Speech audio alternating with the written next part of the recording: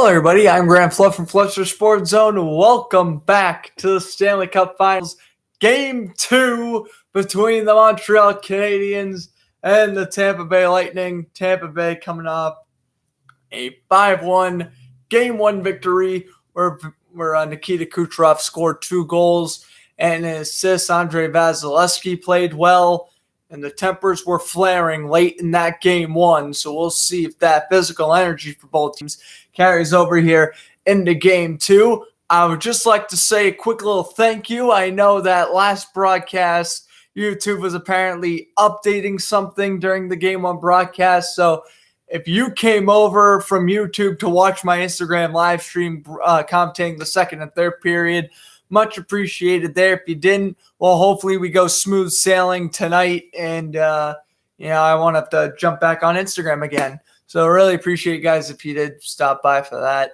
What's up, Sean? Thanks for stopping by. Looks like we are about to sing the national anthem right now. They just got done with the Canadian national anthem. Some notes hanging into this game. Alex Killorn is inactive due to a lower body injury.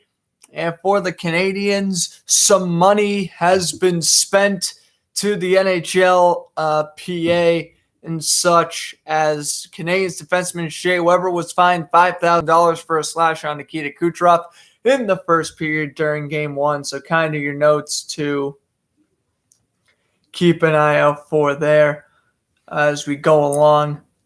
And obviously, we've had quite a bit of sports news the past few days. I'll recap all that during the second intermission. And during the first intermission, I'll keep you updated on all the baseball scores and if the Clippers-Suns game is on by then. National anthem. I think we're halfway through now. Looks like the Lightning are going to begin with the Coleman line. Canadiens will begin with the Paul Byron line. So we have some speed. Go along here. Crazy enough, Paul Byron was placed on waivers multiple times this season. He was luckily, I guess for the Canadiens' sake, luckily he wasn't claimed, and he has been a key contributor to that team.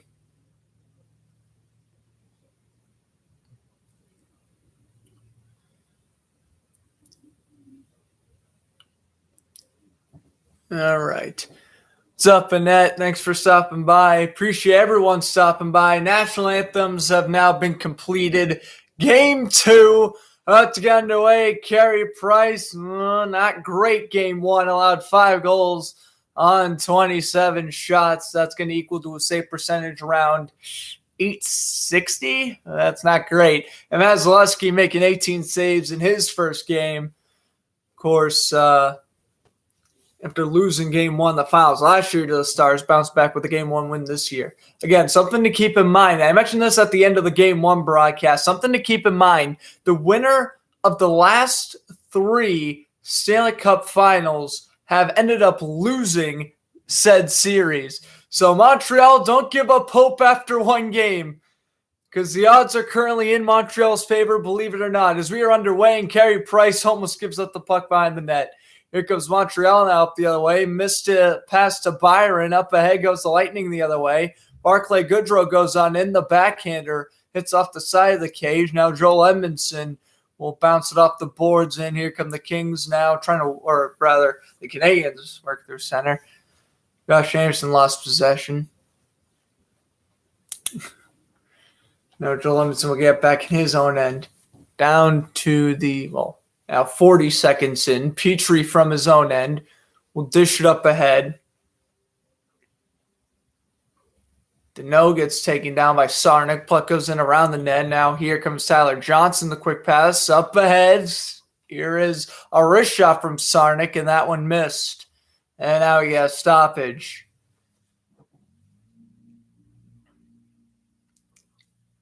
Very close attempt there for the Lightning. They've already had 2 decent chances so far. And again, that Sarnik wrist shot. Price was luckily able to make the save.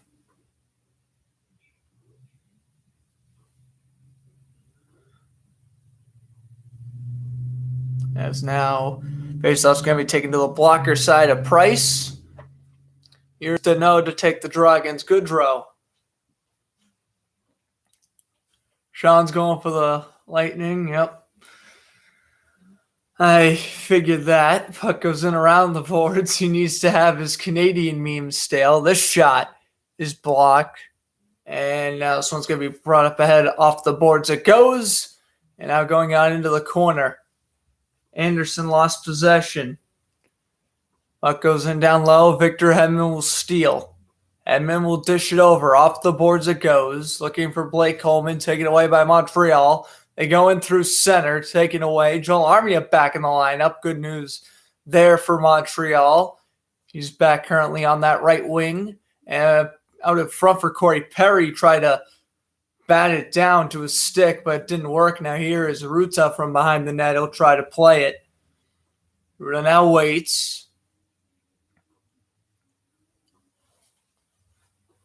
He'll kill off about 5-6 seconds behind his own cage before he brings it out. Up to center goes Tampa. Bounces off a stick. Price will have to play it. Over to his defenseman. D to D it goes.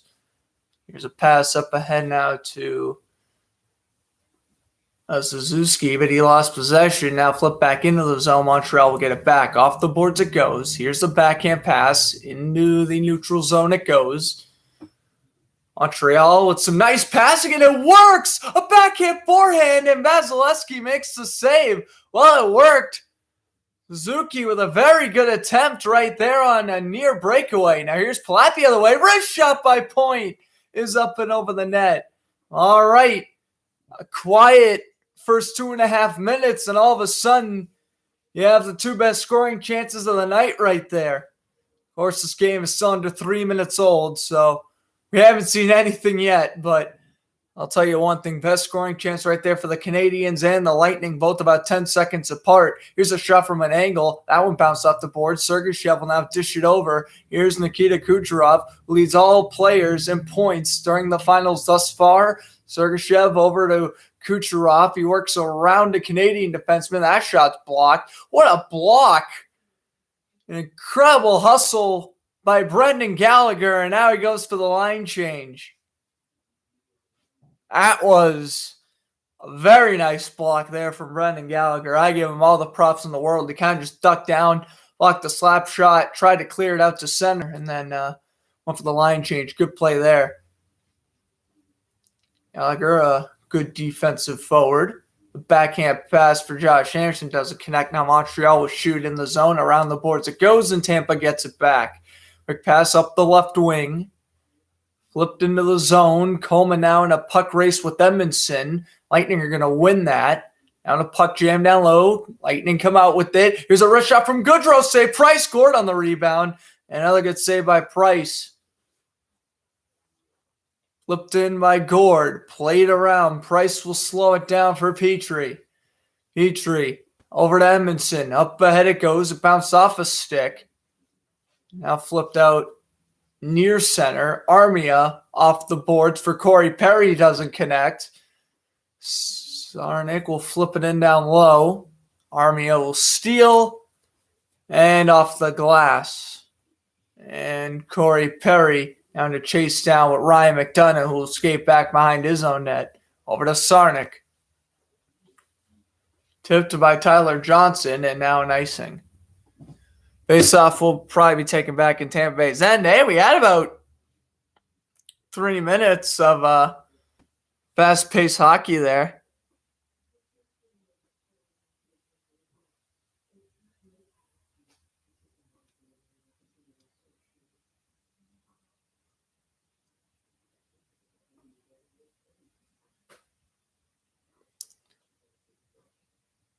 All right, face-off will be taking a Lightning end.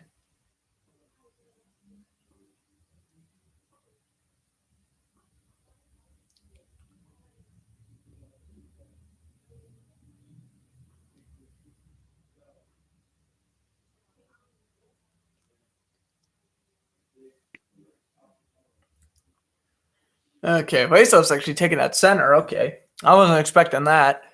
Face-off is won by Montreal, and Sherratt lost possession. Now we'll go D to D. Up ahead goes Montreal. And that one deflects off a stick. Puck will now bounce off the boards. Lightning will try to backhand into the zone, take it away. Bounced off the boards. Vasilevsky will have to play it over to his defenseman.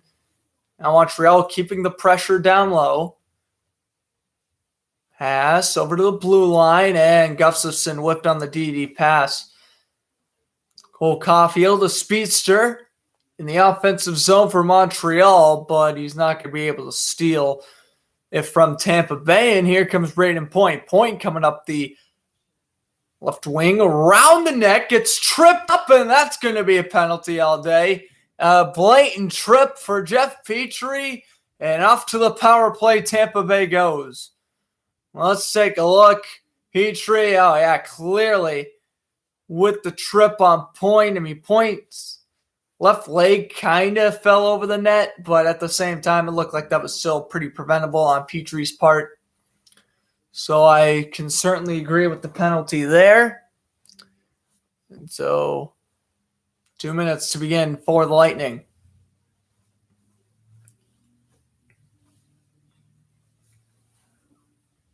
I think Tampa Bay scored 2 power play goals in game 1. Don't quote me on that, but I'm pretty sure they did.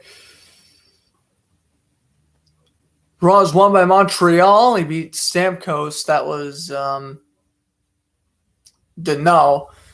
Now the Lightning get possession back anyway. The pass for Cirelli doesn't connect. But Cirelli down low, gets pinned to the boards, played around for Kucherov, the backhander, kept in at the blue line. Nice backhander down low for Braden Point. Point back over to Hedman. Back down low to Point, over to Kucherov. Back over to Hedman. Hedman to Kucherov. Kucherov's going to wait, and the backhand pass is blocked. And the Canadiens have allowed 1 power play goal in the last 14 games. Well, I guess they haven't. The kid left the last 32 of the 33. Forget what I just said. I guess Tampa Bay didn't score in the game 1. Cleared by Montreal. Tampa Bay's already down to a minute 5 and counting by the time they enter into the zone again. Here comes Sergachev with speed. With a nice little deke near the blue line, dishes it over. Here comes Braden Point with speed. Point trying to go on in, steps on the brakes. The backhand pass over to the blue line. Pass down low to Kucherov. Joel Armia lost possession. Now played off the boards. Here's Point getting shoved off the puck from Joel Armia. What defensive hustle by the right winger, and he's going to spank it down the length of the rink, down to the final 30 on this power play. Here's Sergachev dishing it over to left wing. Centering pass for Gord doesn't connect. Now here comes Montreal. He lost possession and cleared by Deneau. What a penalty kill. This is an incredible penalty kill by Montreal. Reason why they've only allowed 1 goal in their last 33 penalty kills. Yeah, this seems like the best penalty kill in the league right now. This one is also cleared, and they're going to kill it off. So although Tampa Bay had their chances, just the defense clamped up and they blocked a few shots. Oh, by the way, Jeffrey, to answer your question, I have no idea. I thought I did unblock them, but if I didn't, I don't know. Anyway, here comes Montreal up ahead. The backhand pass. And a shot on goal by Toffoli. Good save. Caulfield shot. Bounced off the glass. Caulfield gets it back. A wrist shot from... He's trying to do a bacon slap shot or something. Oh, my goodness. This one's going to be brought up ahead, and the Canadiens will steal. Caulfield.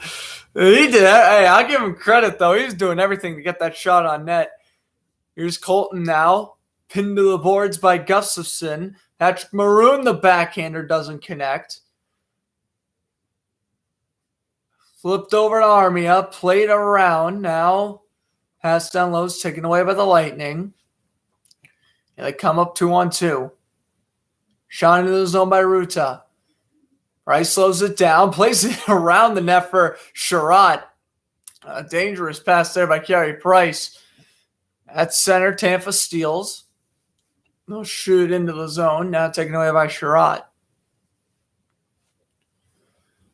Sherratt will go on in with speed. Played around. Puck will now bounce off the boards. This one's going to be taken away by, oh boy, two Canadians ran into each other. Edmondson and Sherratt both trying to go after the puck. It looked like Sherratt wasn't looking, and he accidentally planted his own teammate. 10:56 to go in the first. It's still scoreless. Montreal's a defensive team. This is what Montreal wants right now.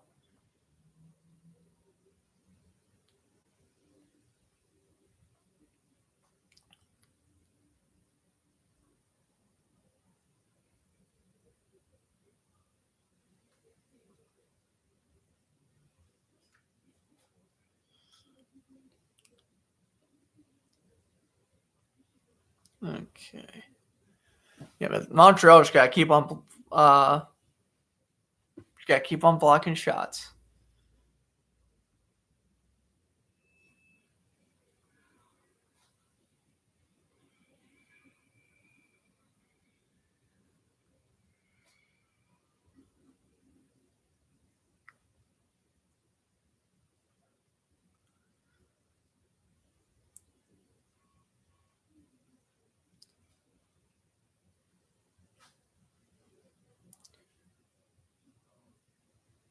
All right.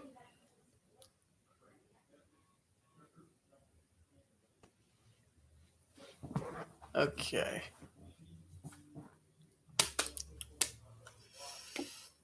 MLB scores. All right. Listen. We have had one of the most wacky days of baseball all season long. The Cubs have a 7-0 lead, blow it and lose 15-7 to the Brewers. Trey Turner ties an MLB record for most cycles with 3.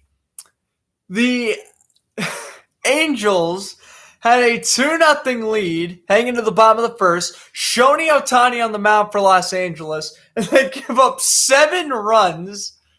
The Reds are currently beating the Padres, and the Orioles are on verge of sweeping the Astros. We are living in a whole different baseball time zone right now. I don't even know what's been going on with the MLB the last couple of days. The Rockies almost got a no-hitter last night, too. They pitched a 1-hitter. It was a base hit in the top of the 9th, which kind of killed that. And yeah, the Red Sox lead 3-1 in the bottom of the 3rd, but that's not a surprise. They're facing the Royals. Come on, Boston's going to beat Kansas City. Well, they couldn't the other week, but they've leading that series 2-0 right now. Anyway, back to hockey. Lightning will try to bring it in through center. Price will leave his cage, and that one nearly tipped a giveaway. Stamkos backhand forehand, and Sherratt doing a nice shot, preventing a shot on goal. Stamkos played around. Back over to Savard. Now Lightning gets taken down, and we're going to get a penalty. I was going to say the crowd wanted to call, but I didn't know what the officials were going to pretty much penalize who. It's going to be Josh Anderson. Or no, Paul Byron, rather. Why are they going to call Byron?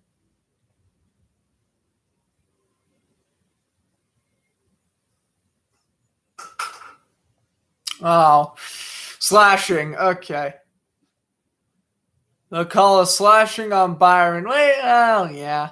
I mean, the stick didn't break or nothing, but it was intended to be a slash, so I can't disagree there. So Tampa Bay now going on their second power play. They're already 0 for 1. Draws one by the Lightning. Over to Nikita Kucherov. Kucherov now waits. Kucherov back over to Hedman. To Kucherov one-timer. Saved by Price. Puck batted up. Stamkos over to the blue line. Hedman to Kucherov. A pass out front for point missed. Back to Hedman. Hedman waits. Slap shot. No good. Here's Kucherov now. Back over to Hedman to Kucherov. Waiting. Deke shot. Blocked. And Montreal clears. What an effort there by Lehkonen to punch the puck out to center. Now this one's going to be stolen by Lehkonen. Oh, and Vasilevsky will play it over to Hedman. Oh, I'll tell you one thing. If Lehkonen gets possession of that puck, that is a pretty much a for sure goal for Montreal. Patrick Maroon lost possession. And he'll actually just clear it down the length of the rink himself. He tried to dish it back over to point.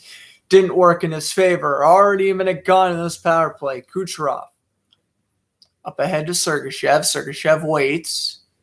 Pass over to the blue line. Nice little move.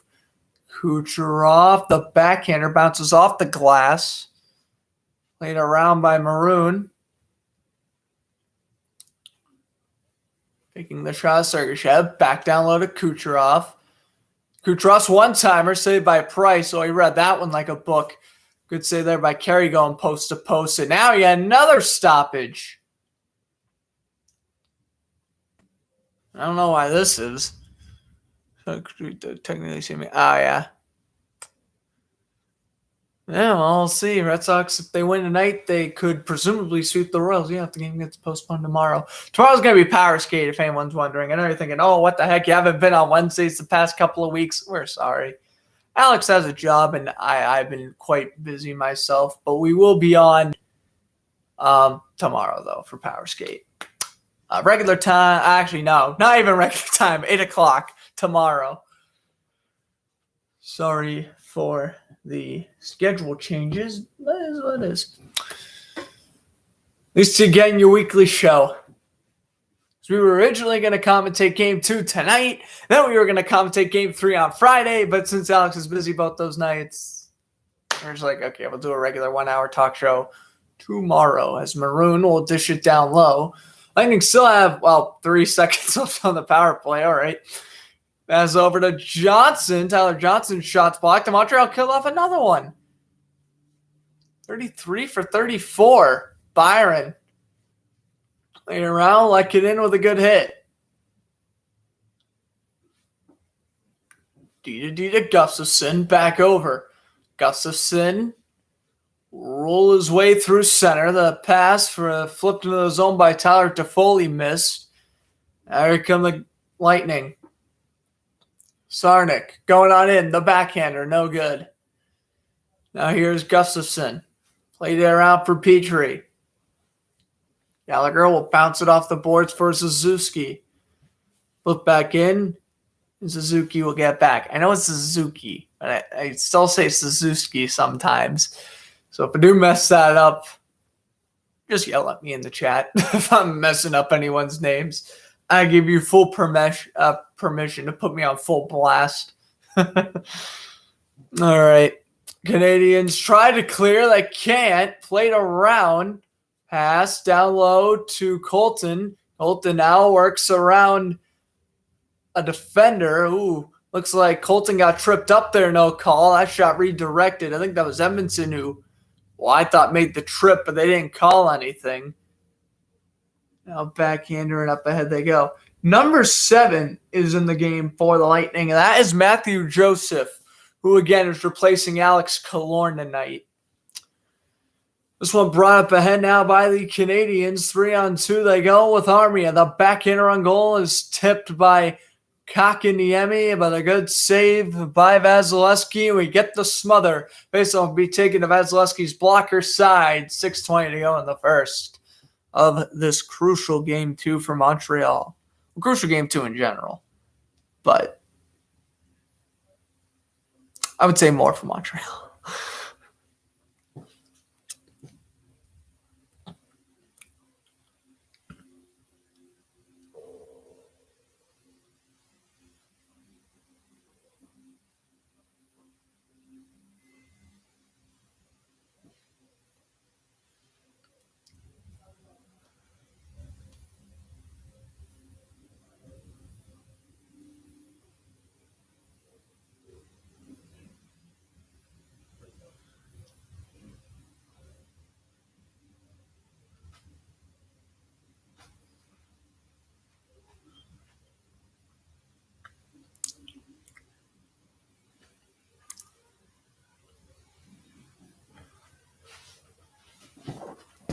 Okay.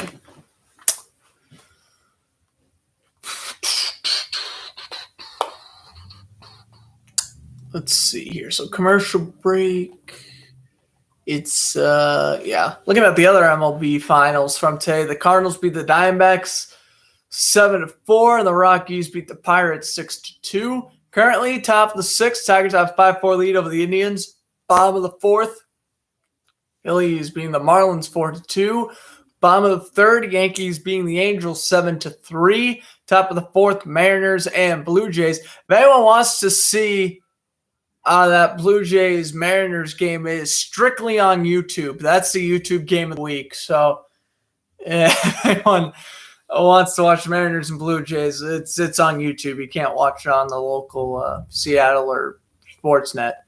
Reds being the Padres 4-2. I mean, God, that's a crazy score. Braves being the Mets 5-2. That's kind of crazy. Red Sox still have a 3-1 lead over the Royals, top of the fourth.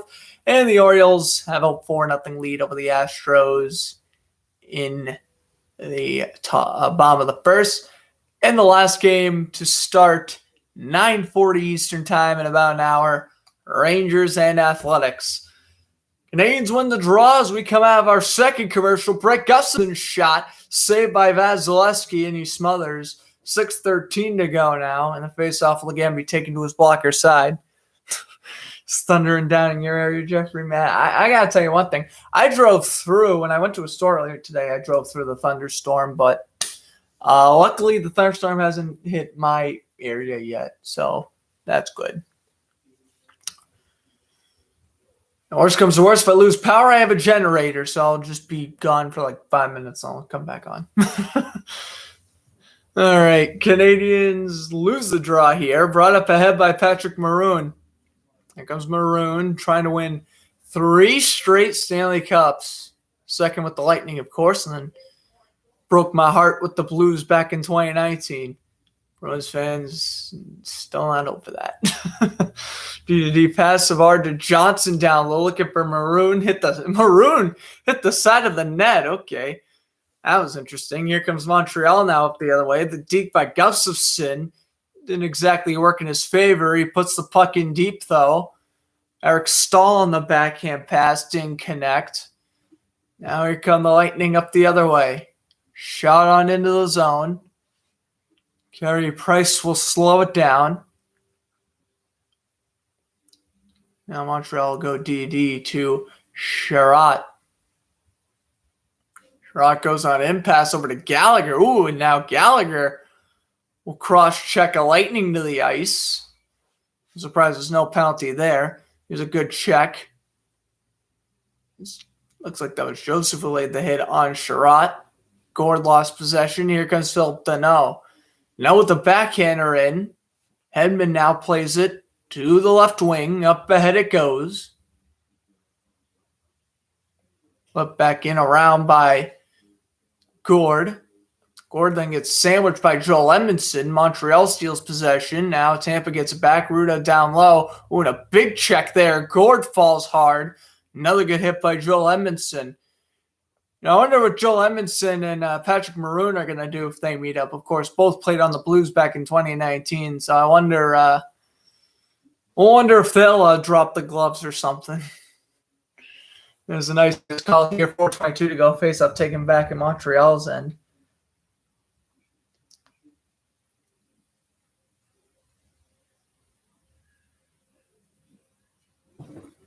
Well, light flickered. That's great. I might have done the announcer jinx there.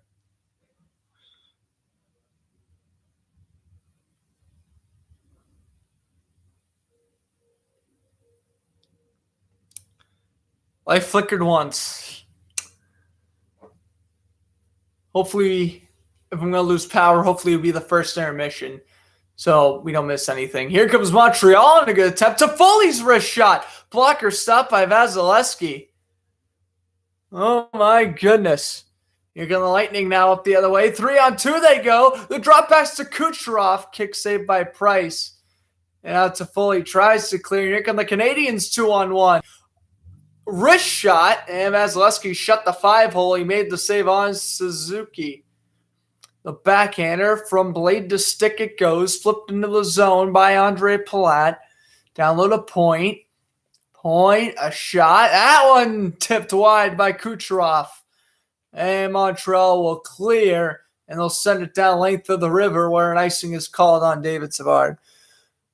Yes, yeah. Reason probably good.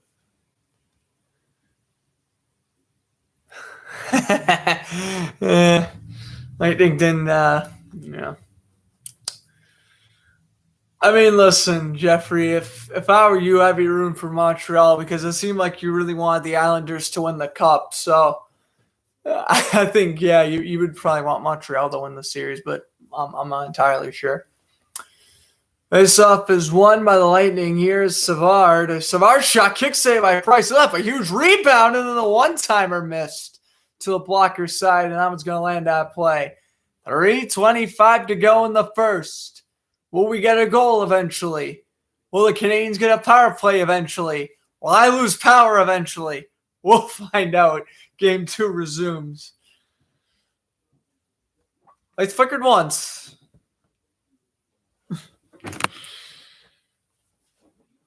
And I've commentated through like lightning storms before, so it's whatever.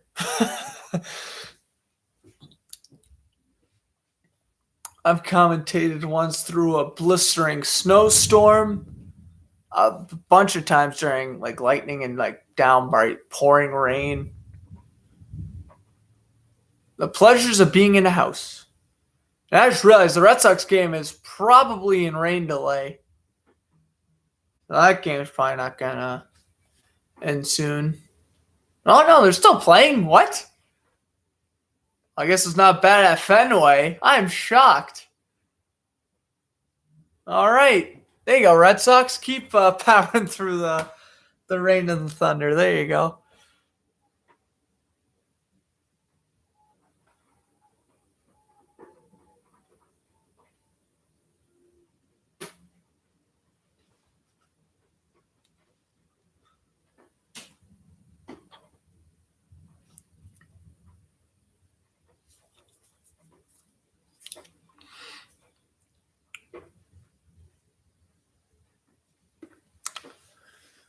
I'm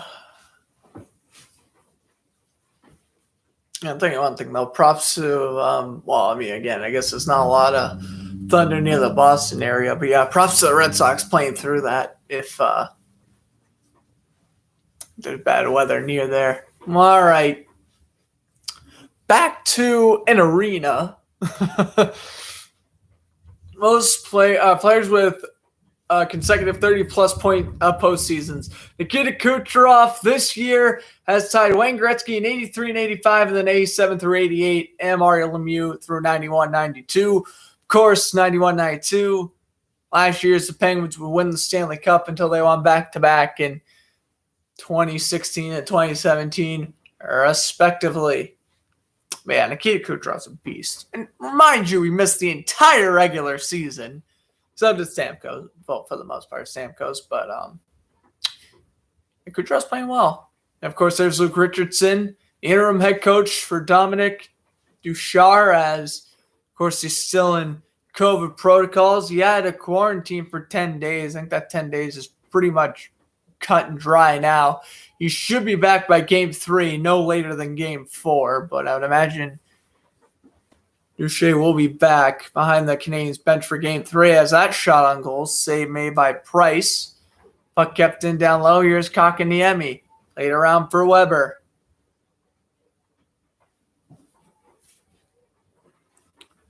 Lifted in by Kotkaniemi. Looking for Paul Byron. This one's going to bounce off the boards. Here is Price. Played around. Edmondson will try to beat up ahead. Here comes a pass to Byron, a low shot on goal. Vasilevsky stuffs the 5-hole, and he stops that rebound shot on Kotkaniemi. Up ahead of the Lightning, down 2:40 to go in this period. Price will leave it around for Edmondson. D to D it goes, off the boards now. And we got a stoppage.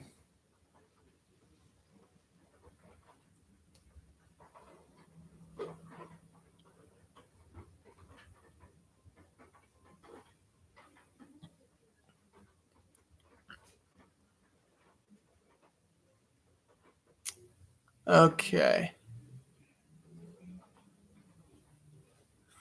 There's thunder and lightning by Fenway. The umps are probably going to call a game after the 5th inning. Yeah.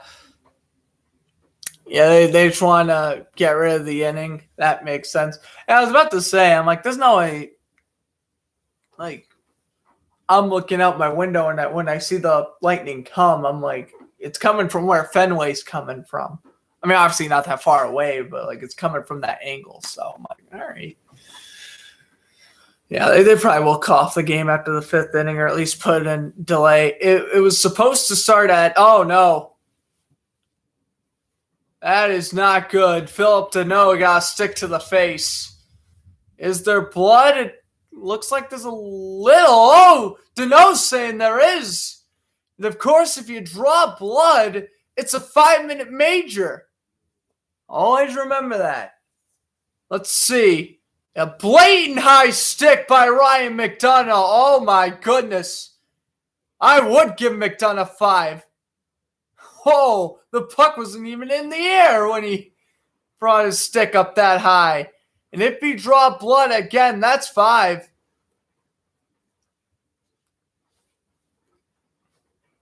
Oh my goodness. I mean, well, no, the puck was still in the air, but whew. Not good. Not good. Just bad judgment by McDonough. Did one of Deneau's teeth go flying? Maybe not. Yeah, well, now it's going to be a 4-on-4 for a minute 41 as it should. Yeah, the nose is bleeding. What happened to the rule where if you draw blood, it's a 5-minute major? I don't know how that rule went, but neither here nor there. It's a 4-on-3 for Montreal for a minute 41. I thought it was going to be 4-on-4. It's going to be 4-on-3 in favor of the Canadiens.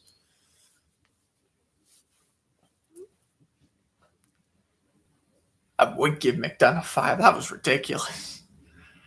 Looked like the refs were talking it over, and we will resume. I'll tell you one thing, McDonough, if he don't get a fine for that, if Shea Weber gets a fine for Nikita Kucherov's flop, and McDonough doesn't get a fine for that, I don't know. I think a lot of NHL fans are going to be pleased about that. D over to Weber. Pass down low. Montreal now trying to get into a trapezoid, it looks like. Suzuki, the pass for Toffoli, kick save Vasilevsky, laid off the stick, and now cleared by the Lightning. Price will slow it down for Sherratt. Here comes Sherratt going on in. Toffoli will shoot in around the boards. Back over near the blue line. However, he's got Gustafsson to his left, doesn't pass. He passes it down low. Back over to Gustafsson. He's got Weber now. Back down low. Suzuki at the blue line. One-timer. That's no good. Save Vasilevsky. Montreal immediately pounces on the rebound. 4-on-3. How are you not getting someone in front of the net here? Montreal, what are you doing? Get a player in front of the net to get a deflection goal. Are you kidding me? Oh, finally they got someone parked in front. Here's Gustafsson in the back area. They got Suzuki in front, Toffoli in the slot. They're going to try to find Toffoli. That doesn't come his way, but Toffoli has it now. Back over to the blue line, Weber. D to Gustafsson. Gustafsson shot. Save Vasilevsky. They can't get the rebound. Tampa's going to clear. And we're down to the final 20 seconds on the 4-on-3. Now 45 seconds and counting in this first period. Dish it up ahead is Jeff Petrie. Back over to Petrie now. Stayed on sides. The turnaround by Perry. Here's a wrist shot, and that one missed by Kotkaniemi, and the puck's going to bounce off Corey Perry's stick. And here comes Tampa Bay. Short-handed chance a shot. Blocker stopped by Price, and it lands in the netting. And now Sorelli was denied, and now Montreal still has about 2 minutes of penalty time left. So I think they're going to call McDonough on the double minor, which, I mean, I guess you can't really complain if you're a Canadian fan.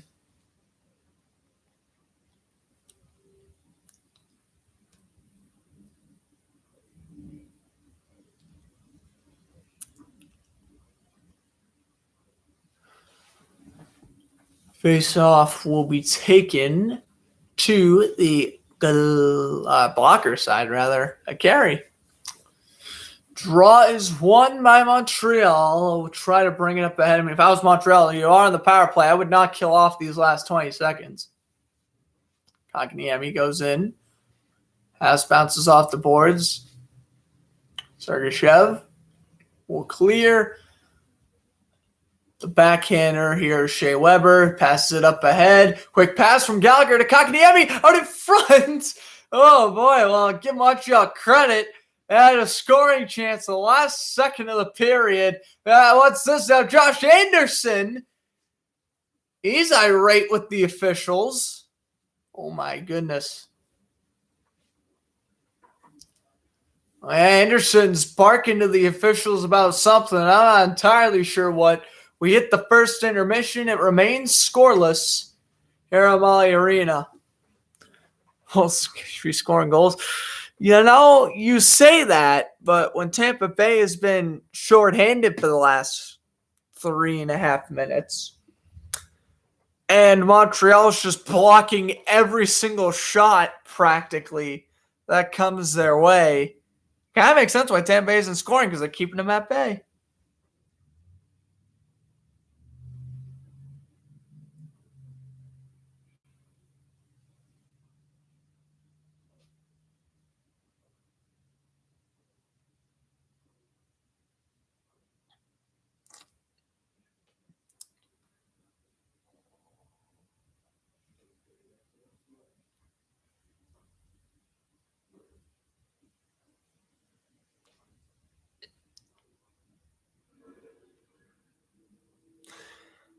All right.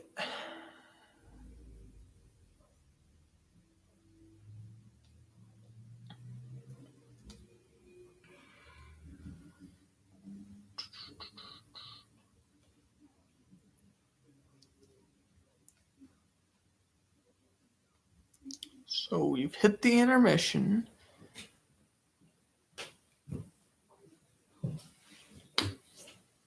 We're going to talk about. Y'all can, we can always make these intermissions like a Q&A time, or you guys want me to say like a story about my life or whatever, you go right ahead and be like, I want to hear about, anything really. You want my opinion on this sports topic, or I'll recap the news in a second intermission, but like, I'll want me to just ramble on about whatever. Give me some stuff to say. Give me some questions, whatever. I'd be fine with that. The glorious Carey Price memes. I don't know.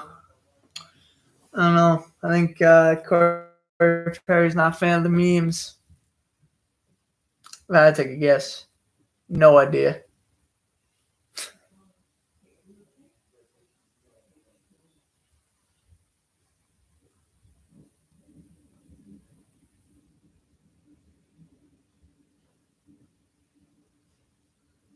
Oh, thunderstorm. Why must you be during my videos? Oh, God. That's a good question. Now, my first ever hockey broadcast. Let's see. First ever hockey broadcast. Back when I was on Sportscaster 2019-2020 season. I think it was the Capitals and the Rangers, and it went absolutely awful because that was the first time I really commentated hockey, of course. I was used to commentating football and baseball. Hockey's always been my favorite sport, but yeah. When I first did it on Sportscaster, at least, it went horribly. I printed my rosters out so small. There was like 2 Russian players on the Capitals. I couldn't pronounce their names. I wasn't familiar with the Rangers, like minor league at the time. So they had like 2 or 3 fill-in players, obviously, to replace players who originally got injured. And I wasn't really familiar with them. One of them, I think, was also a hard name to pronounce. And well, we got better. Oh, there was another thing too. Like, I was parked up right in front of my TV. Like, now I'm just sitting on my couch. It looks much better now. But like, I would legit be parked right in front of my TV. I'd be making myself blind, and my camera would be like up to here. And like, we improved. We got better. And then, yeah. And I like commentate a game fine. In every sport fine. Well, besides basketball, I still don't really commentate basketball much. Sorry. Dude, but like for real though, the NBA playoffs real quick. Hawks and Bucks. Trae Young and Giannis Antetokounmpo are both injured. Like, that just killed that series. But neither here nor there. Yeah, I haven't done a basketball broadcast since like February. Yeah, it's been a long time. And that was back on Sportscaster too. I have not done a singular YouTube basketball commentary yet. Because pretty much once I switched over to YouTube, I just pretty much just started doing all the Bruins games. And then eventually we jumped a lot of subscribers. We just hit 220 yesterday. I was on like 180 subscribers for like almost a year and a half. I think I went up from like 175 to like 180 between like a year. I only got like 5 subscribers. And now we're getting like, roughly 10 a month, which is awesome. First ever hockey broadcast wasn't great, but now it's going good. And again, second year now commentating the finals. I had a lot of fun commentating the majority of the Lightning Stars games last year. And having fun this year. I had fun during game 1. It just sucks. I had to be on Instagram because YouTube decided to say, hey, we'll do an update in the middle of when every single sports commentator is trying to go on. Yeah, that was your first one, Sean. Yeah, it was when the Penguins beat the Capitals on Mother's Day. I was commentating NASCAR that day, but yeah, I do remember that game existing. I had a lot of fun, obviously, doing the Bruins games this year. I mean, obviously, when they got eliminated from the playoffs, like I was legit just obviously distraught when that happened. But there was a lot of games I had fun doing this year, like the Heritage Classic. It was not the Winter Classic. What the hell is it called? The Lake Tahoe. Bruins beat the Flyers. Sorry for my Flyers fans in the chat. I know there are a couple of you. But yeah, that game was fun to do. There was like some Bruins Devils game where the Devils were winning like 4-2 at like 6 minutes left, and the Bruins just came back and then won in a shootout. That game was incredible. Trying to think what other games. I mean, obviously, every single game they won in the Capitals series, I thoroughly enjoyed, especially Game 3, where obviously you've all seen the clip when Craig Smith scored in that double overtime. I was just screaming my head off. That was probably my favorite Bruins broadcast all year. And then yeah, probably a close second would have to be Game 1 of the Islanders series when Pastrnak scored the hat trick. That was insane. That was also the first game this year that had fans at the TD Garden, so that was sick.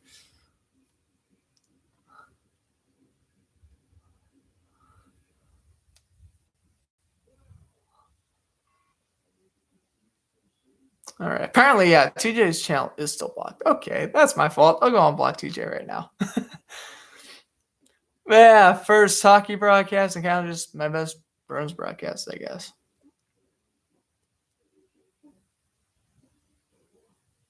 Unblock user. Yeah, I did have TJ block. Whoops. Oh, he's good now. TJ, I don't know if you're watching, but you have officially been unblocked. Good job. I forgot. I thought I unblocked you like 2 weeks ago. Your cousin Frankie. Oh, I appreciate your cousin Frankie, Jeffrey. Tell him I said appreciate it. I'm trying Craig Anderson playing that game, yeah.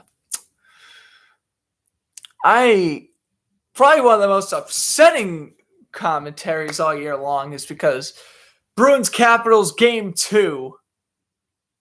I was busy that day. I had practice driving. By the time I got back, it was already puck drop. And I was just so tired at that point. I just didn't want to commentate Game 2 of the Capitals series. But my God, did I wish I did, because when Brad Marchand scored that goal like 40 seconds into overtime, I was leaping like a gazelle. It was a sight to see. Yeah, there was a Capitals. Yeah, it was January 29th. Yeah. Yeah, that was another one. That was another one. Yeah, the Bruins came back from 3-0 down, and then Ovechkin bailed them out in the end.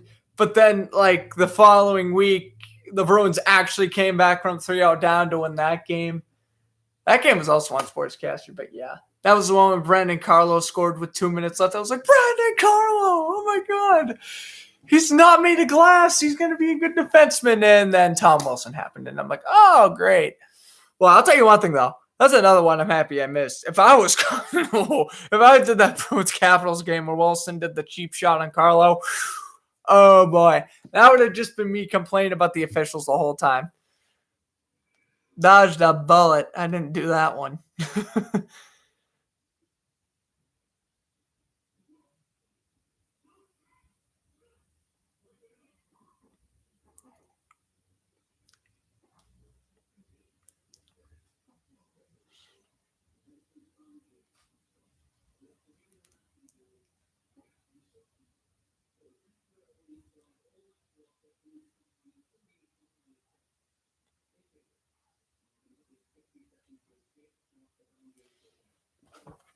What I'll say, I get confused. Like when I go over Bruins broadcast, I'm like, what games did I do on Sportscaster and what games did I do on YouTube? I get like immediately thrown off. I'm like, wait, no, that was on Sportscaster. This one was on YouTube.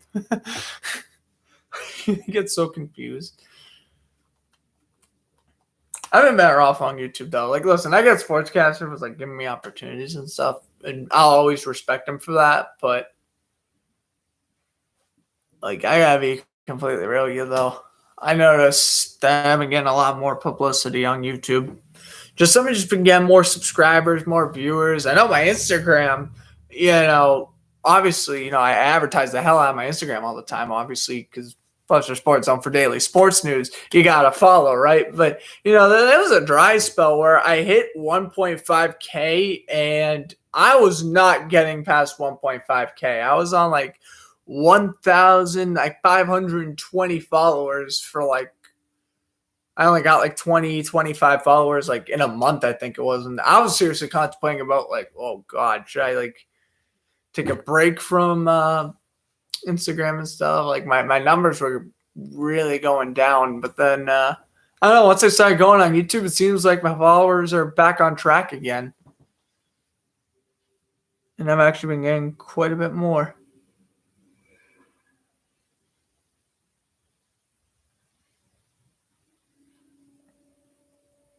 Yeah, now I have 1,652. That's a lot. That's good. Now I've been growing at a consistent rate again. Amen.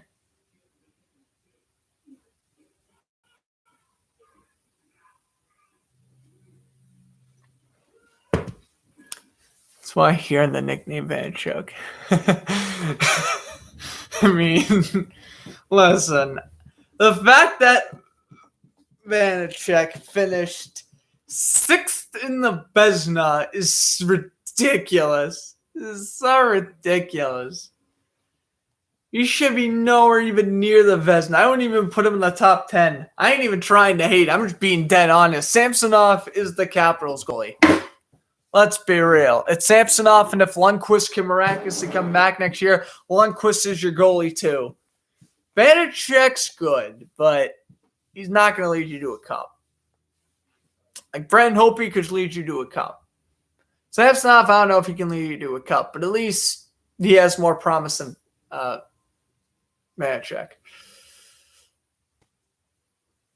I don't know. I ain't gonna hate on him though. I think he played okay. I mean, Jeremy Swayman played better in 7 games than Vanacek's 30, but yeah, it is what it is. I mean, Swayman played incredible. I'm excited to see him next year again. He played incredible this year. He shut out the Islanders, I think, was one of his shutouts. Won his debut. Dan Vladar is another one who won his debut, but Vladar fell off a cliff. He allowed 8 goals to the Capitals, and that was the end of him. Yeah, I don't know. The Bruins are going to have a weird goaltending situation. I don't know if they're going to re-sign Rask or not. Obviously, they have Swayman and Vladar. Yaroslav Halak is definitely out the door. I don't know. All right, this first intermission is taking forever. I feel like I've been talking for a long time. Looks like this is the last commercial break of the period, though. All right, if anyone else want to hear me ramble on about a certain topic, it could be YouTube, personal life, opinions on a certain topic. You guys want me to just ramble on about some weird story?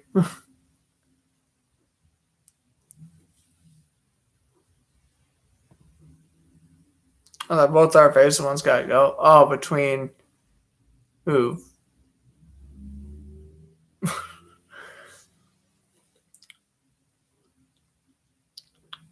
Himself can't be the brute. No, he can't.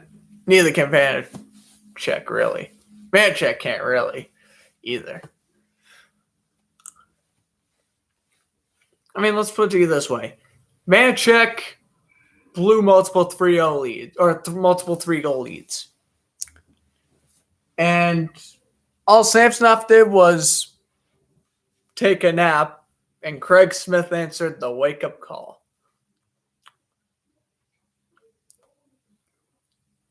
I'm waiting for that one broadcast where me and Jack Everett say the exact same thing. And if people are going to be like, oh, you had the TV on closed captioning, they're like, no.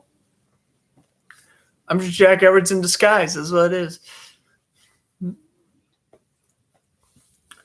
By far favorite sports commentator. Well, besides Kevin Harlan. Kevin Harlan is my favorite sports broadcaster. Jack Everett's a very close second. What's up, Pedro? See the whole situation yesterday. People clowning it. Yeah. It's ridiculous, dude. What's it for? The stupid Instagram account? They're bugging me and Sean, too. It's so stupid. I don't even know what the deal is. Oh, it's like the Hurt business or something. I don't even want to give them publicity. Because it's stupid. They have Uno followers, and they think they have all the power in the world. It's so dumb. Oh, that's what it was. Well, whatever it was.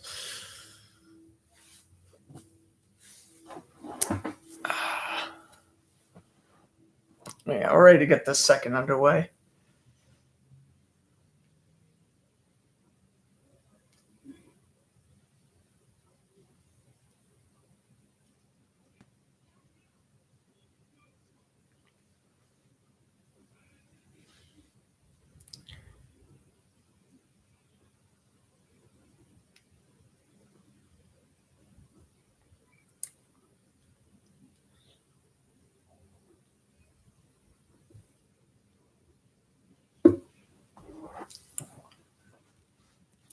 Yeah.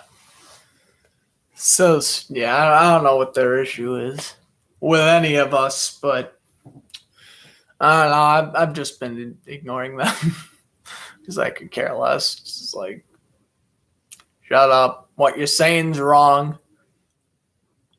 You're just making a bigger fool out of yourselves, but say what you want about us. It ain't going to get you nowhere. Second period now about to get underway. Remember, they still have just under 2 minutes of power play time.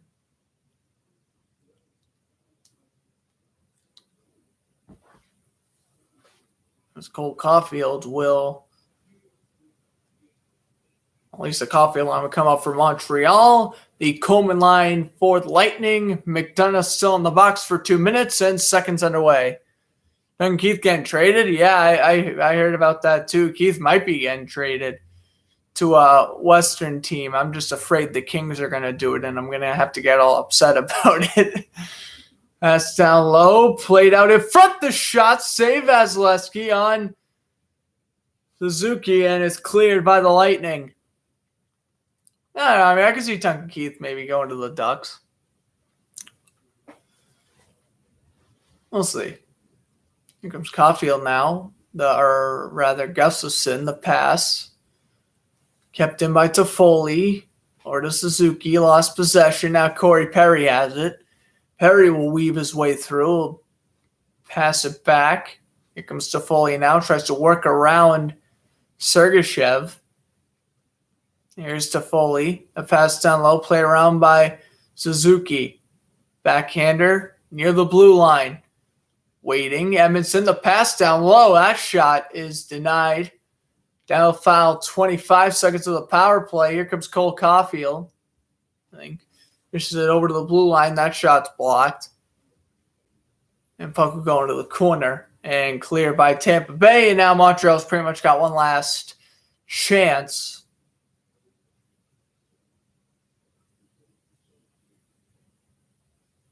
Here's Gustafsson as the power play does come to a close. Nice little move from Josh Anderson, the backhander save Vasilevsky.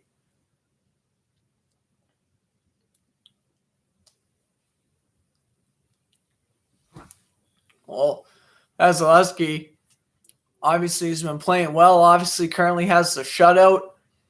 Good pass out front for Corey Perry. Then the rebound by Suzuki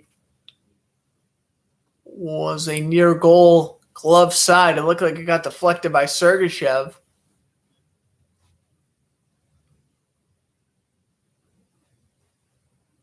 A soft taken to the blocker side of Vasilevsky here.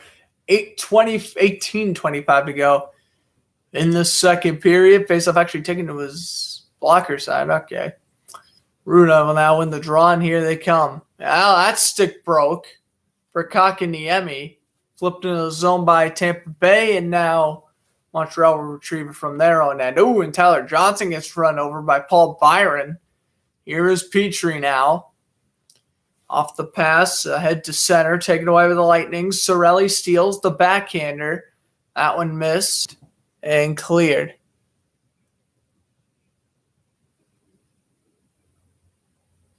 There's a shot blocked. Yeah, that is one of my favorite all-time Jack Edwards quotes, Sean. Such a homer. Get over it. He ain't wrong. You like a team. You commentate the game or you want to commentate the game. I'm with Edwards 100% on that one. Puck goes in down low. Vasilevsky will play it over to his right wing. This one gets deflected and it lands out of play.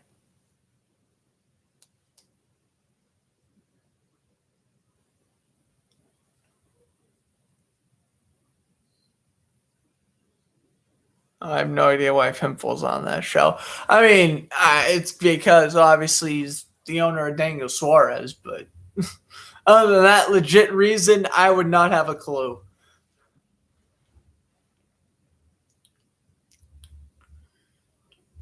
Dano 4 for 8 on faceoffs, now 5 for 9. As Dano win the draw over to Weber, that shot's blocked. Now flipped up ahead. Pass now out to center. Puck will be stolen by Gallagher.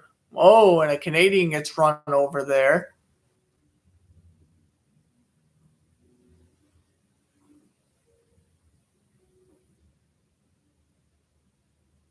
Puck jam at center. Lightning steal, and we'll work it back from there on end. Off the boards it goes. Price will leave it over to his defenseman. It's immediately taken away. Goodrow backhanded behind the net. Centering pass for Gord doesn't connect. Now Goodrow gets it back. Gord lost possession, and the Canadiens will bring it out. It looks like an offsides is called. Let me take this off.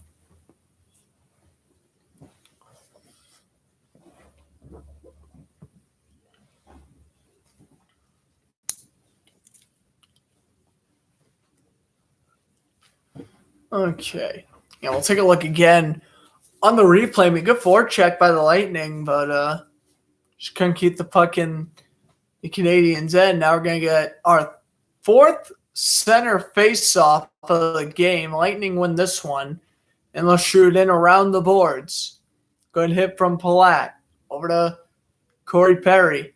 Up ahead it goes. This little hit. Back over to Joel Armia. Armia lost possession. Now pass down low. Montreal played around the boards. Try to poke it up ahead in the corner. Here's Armia from an angle. That one missed. This one now taken away by the Lightning, and they'll bring it out. 2-on-2 they go. Here is Point. Over to McDonough. Harry lost possession. Pass down, a little behind the net. Now played around. Here comes Montreal. Going on in. Quick pass over to Perry. A shot. That one's no good. Puck now played in around the boards for Suzuki. And his pass over to his defenseman didn't connect.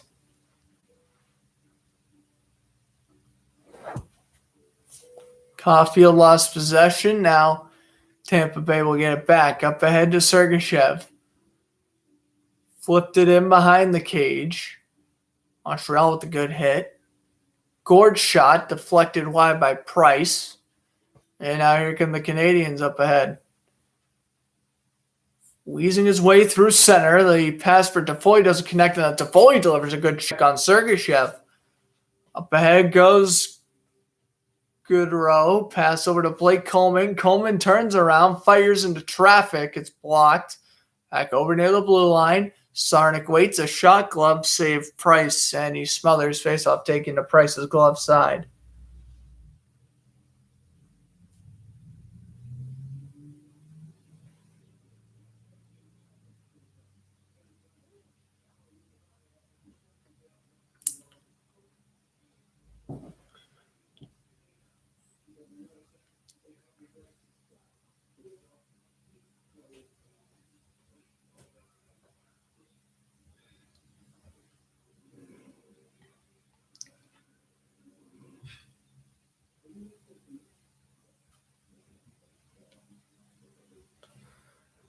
Face-off is going to be won by the Lightning, but Montreal will immediately clear. And now Victor Hedman will pass it off the board. Flipped into the zone. Backhander is no good. And a big shove up ahead. Now here's Josh Anderson. Anderson steps on the brakes, almost gets taken down. Puck jam in the corner. Played out by Patrick Maroon. A good poke up ahead by Shabbat. And here's Kakaniemi shooting it in. Vasilevsky slows it down, plays over to his defenseman. Quick pass off the boards, and it deflects out of play. 14:15 to go. Let's take a look at the scoring chances for Montreal. And to be honest with you, the Canadiens have had about 3 or 4 really good scoring chances. Just obviously Andre Vasilevsky is playing out of his mind like he always does. He's allowed 1 goal and about 30 shots this finals. He is playing on a whole nother level, but Carey Price. Price was playing very good throughout the first 2 periods of game 1. It's just the third happened, and then he kind of fell apart. But in reality, the final score for game 1 could really be 3-1 because, let's be real, 2 goals were, for Tampa at least, were definitely in garbage time. So, it is what it is there. Pass out in front. Vasilevsky turns it aside. Now here's Perry. Back over near the blue line. A slap shot by Petry's blocked. Petry on his rebound is turned aside by Vasilevsky. Now Savard and a puck jam with Armia. Lost possession. Puck will bounce off the boards. Now here comes Cirelli. Cirelli up ahead. Off the boards for Stamkos. Price will play it aside. Perry waits. The pass is taken away by Sergachev. Puck will bounce off the boards. Here is Johnson trying to find Cirelli out in front. But ultimately, no shot occurred. Now Tampa Bay still has possession. Pass down low again for Johnson. Tyler Johnson waits. Bounces it back to the blue line. A shot, score! It bounced off the blocker of Price. And it's Anthony Cirelli with the goal. 1-0 Tampa Bay. That was just a good wrist shot from the blue line. And again, it bounces off a Price's blocker and in. It looked like Corey Perry was slow to get up. Let's see what occurred here. Perry out in front of the net. Oh, he may have blocked it of some sort. Let's see. Oh, I don't know. But you beat Price blocker side, though. That is one thing I know for sure. I don't even know if it clipped Perry. Neither here or there. It is 1-0 Tampa Bay. So, first 2 games of the series, They strike first both times, and now here's Blake Coleman hit by Sherrod in the corner. All right. Tampa Bay wasting no time. They are back in front. They have now scored the last 4 goals of this series. 12:57 to go. We've hit our first commercial break. Anthony Cirelli with a goal blocker side of Price, making it 1-0 Lightning. And the crowd outside absolutely erupts.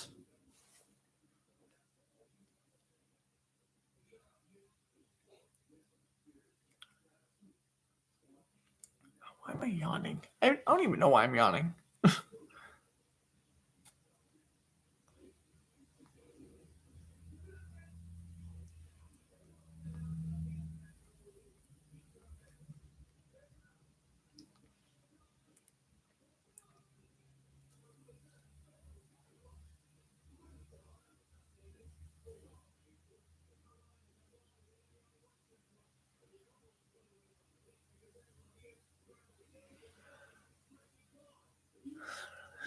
Tampa and Boston.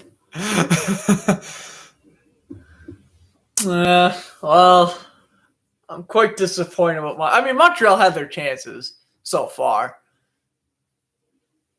Like, their wounds are the reason why they're losing right now, but yeah.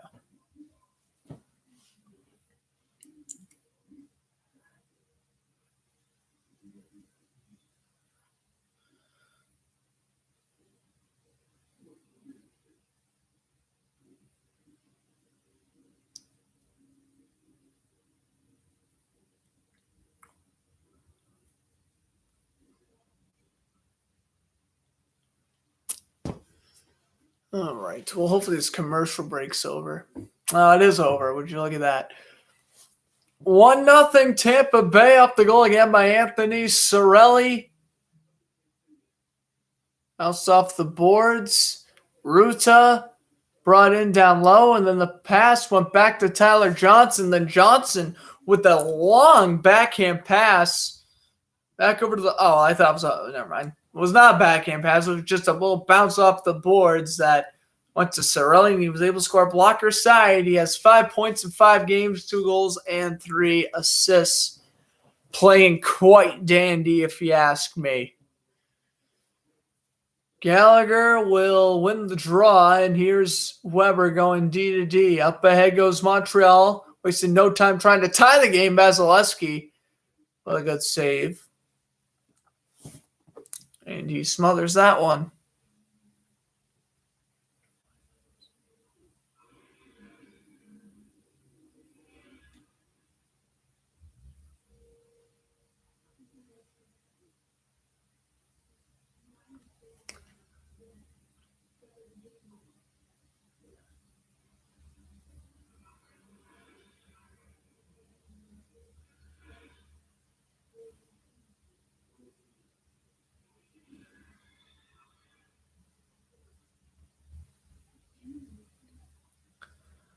Okay, face-off now taken here to the blocker side of Vasilevsky, and we're going to have to retake the face-off. And Point isn't happy about retaking the face-off. Neither it looks like it's Toffoli.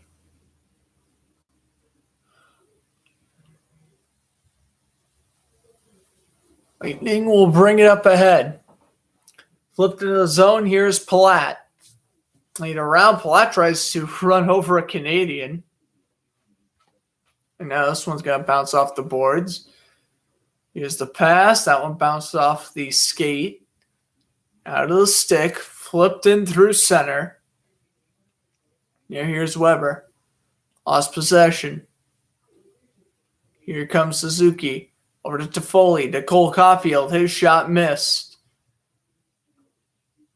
Back over to the blue line. Caulfield's shot is gloved down by Vasilevsky. And now Tampa Bay will try to bring it past center.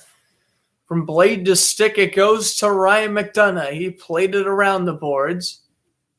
Armia lost possession. Cirelli with a good hit. Here is a blast from Oh my goodness, Sergachev. That one was blocked. I was blanking out his name for a second. Good Lord. Byron, the backhand over to Petrie. Bounced off his stick. Petrie shot, saved Vasilevsky. And stolen by Cirelli, your goal scorer. He shoots it to himself off the boards. Now in a puck race with Edmondson. Pins the former Oiler and Blue defenseman to the boards. Now Hedman tries to keep it down low. He can. Here comes Montreal 3-on-2. Kotkaniemi, quick wrist shot. That one's blocked. That's down low for Josh Anderson. Taken away. Armia back down low to the blue line. To Petrie. His shot deflection is denied. Here's a shot. That's no good. Here's Petrie. D to D. Back over to Petrie again. Petrie waits. That one is blocked by Lightning out front. That was Ruto blocked the original shot, and the rebound was also blocked. Petrie tries to get on in. That one unsurprisingly blocked. Another shot. That one actually goes on goal. Vasilevsky able to smother. Well, I mean, props to Tampa Bay. They had 3 straight shots on, or 3 straight blocks, and Tyler Johnson limping off. Let's take a look at the original shot by Kotkaniemi. Good wrist shot. Ooh, and Johnson going down in a goalie position pretty much, able to block it. So I give him credit. Kind of play through the pain, of course. And then that shot on goal deflected by Josh Anderson. But Vasilevsky made a pretty good save.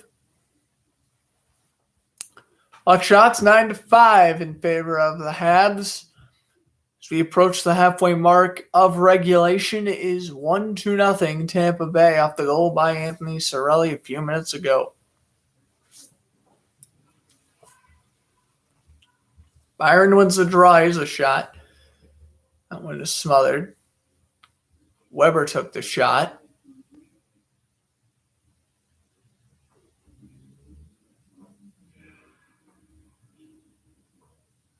You take a look at outside the arena again.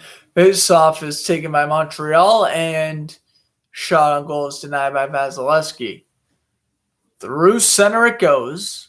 Shot on goal. Vasilevsky will slow it down and give away behind the net. So Lightning regain possession. Maroon dishes it over to the right wing.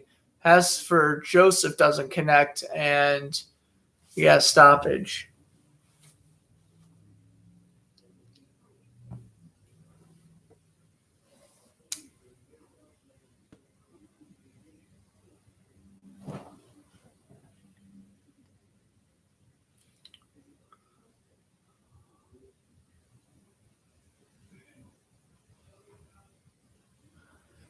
He's up taken just outside the Lightning zone, or actually just outside the Montreal zone. Whoops. Flipped into the zone by Tampa Bay after their face-off win. Now the Canadiens will just steal possession and they'll bring it through center.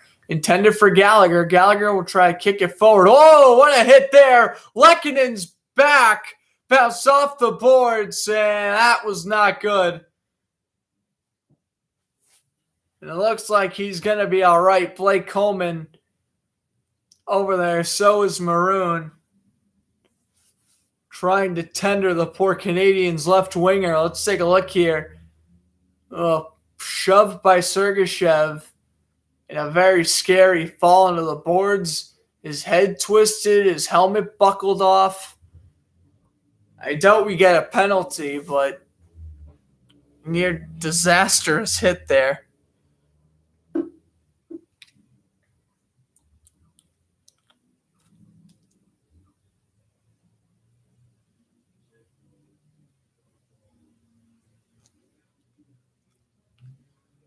All right. Well, it's been a little bit since the MLB scores have been checked, so I guess we'll check these out.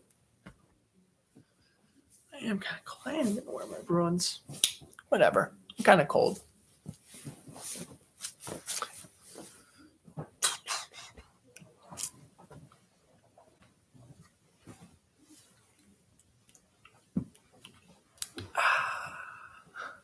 I'm getting way too comfortable. All right, Mexico and Panama scoreless. The Suns have a 28-23 lead over the Clippers. And one last final. The Tigers beat the Indians 9-4. The Yankees currently beating the Angels 7-4. That's at the top of the fourth. The top of the fourth. That game started at 7, and it's the top of the fourth. Oh, no. That game's going by way too slow for my liking. No one's even scored since like the second. What? Why is it going by so slow? It was only bottom of the second when this game started. There was no way they just spent an entire hour in the third inning. That has to be wrong.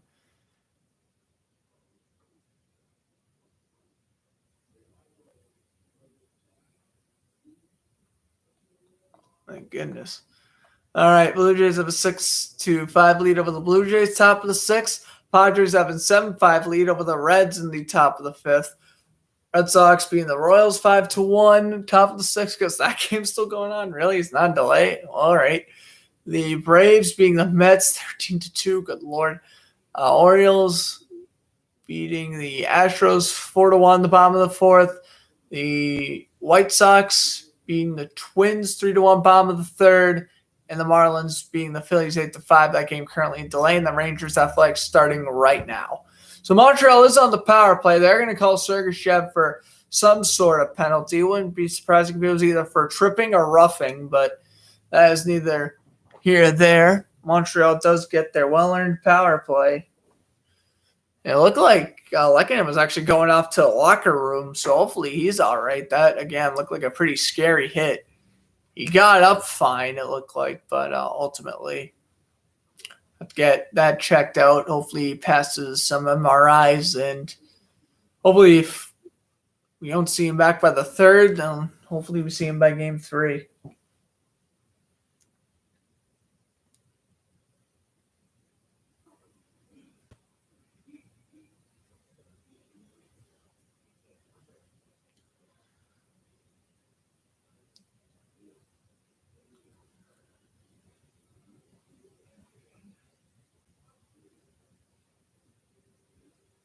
Oh, I just realized the Yankees game is in rain delay. That's why they're only in the top of the fourth. I was like, there's no way they just did the third inning and just it lasts forever. But I should have known. Oh, it was a rain delay. Durr. To be fair, though, the fact that they're only in the fourth inning and like other games are in the sixth, that's not awful. Regardless, Canadiens will win the draw. Backhander on goal. It's tipped in. Montreal wins the face-off, and it's Corey Perry who tipped it in, I believe. More of the story, Montreal cashes in on the power play. Oh, no, it's going to be Suzuki with the goal. Yeah, face-off was won by the Canadiens. Then a backhander, Suzuki. Oh, no, it was tipped in by Perry. So 1-1, it tipped off a lightning stick. Oh, on the aerial shot, looked like it tipped off of Perry. Yeah, Suzuki with a backhand on goal. I don't know if this touches Perry's stick or not. Let's see. Goes 5-hole of Vasilevsky.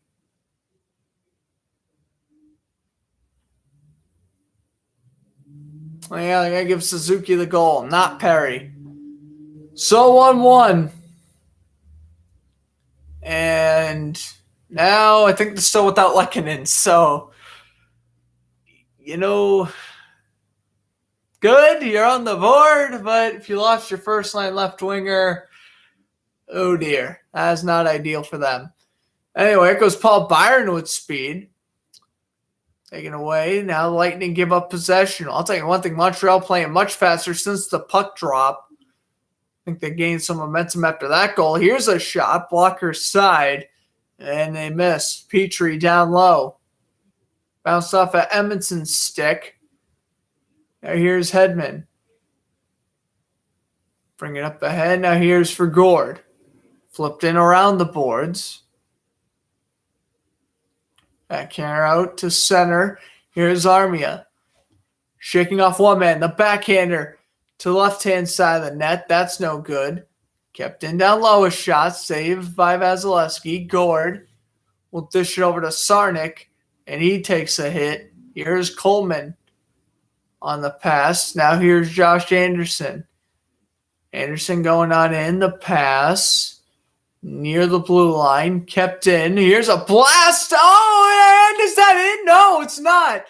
Oh, Vasilevsky froze for a second, so I thought it was in.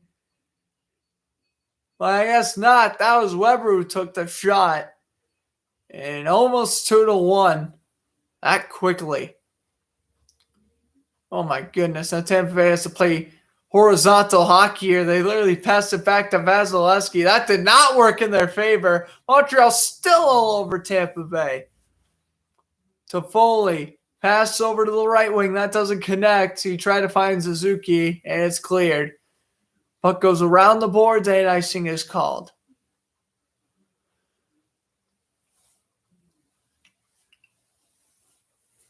Let's take a look here. Sherratt. That one tips. Oh, it was a blocker saved by Vasilevsky. All right. That's what that was.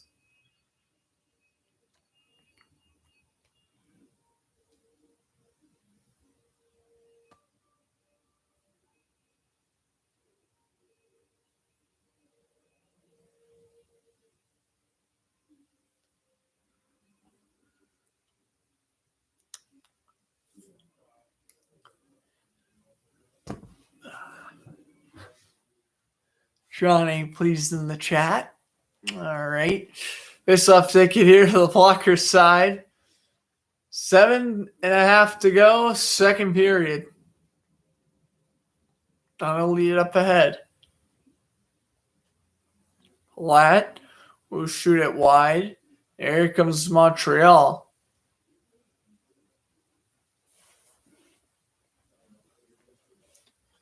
Backhand into the zone. Here comes Montreal, 2-on-1. A wrist shot saved by Vasilevsky. They had Perry wide open on the other side. So I don't know why the Canadian player took the shot. That was, what was that, 21?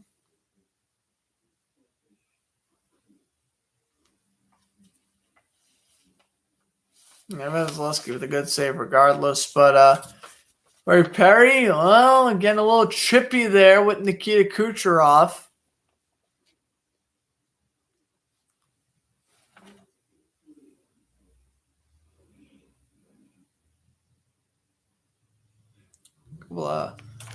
Veterans doing stuff there. Draw now won by the Canadiens. 59-57, the total hits in game one in favor of the Canadiens. So at least they won in that regard. Into the zone. Quick pass over for Gallagher. Doesn't connect. Kept in the zone. Byron shot. Save made. And a loose puck. That one squirts through the crease. Back over near the blue line. Kept down low now by Deneau. Back over to the right wing. Nice little spin move. Joel Armia will play it in around. Lost possession. Now here's Hedman. Will clear. Habs will bring it out. Try to bring it in past center. And they can't. Here's Petrie. Dishing it over. Offsides waved off. And here comes Montreal. Cole Caulfield. Try to go through a deke. He can't. Taken away by the Canadiens, though. Here comes Caulfield. A one-timer, and that one missed. Cole Caulfield trying to score his first career Stanley Cup final goal. What a milestone that would be for the young kid out of Wisconsin. Back over. Tampa Bay now entering into the Montreal zone. A shot. Tried to go glove side. There was Kucherov off the pass from McDonough. Now Caulfield will bounce it off the boards. Can't get to it, though. And now Tampa Bay will pass it up ice with McDonough. 5.5 to go in the second period. Here's Price. Played it around. Good hit there from Sherratt. Ooh, and another big hit. Now we got a stoppage as it looks like, Joseph's down. Again, he's the replacement for the injured Killorn, so if he goes down, that will not be ideal for the Lightning. It was a goal for Nick Suzuki, though. Or Suzuki, rather. 1-1. Last commercial break of the second.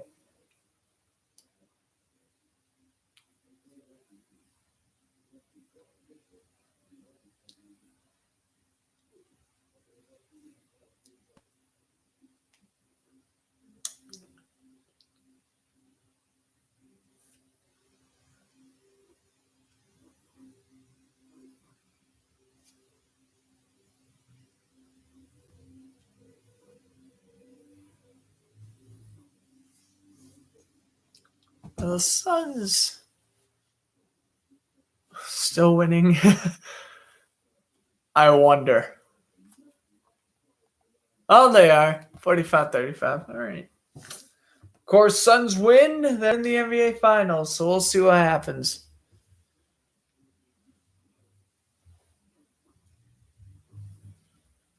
I mean, I predicted the Suns to win in 6, so if they actually win in 6, considered genius.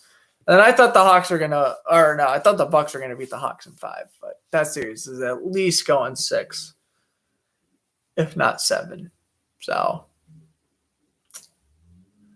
I was wrong on that one.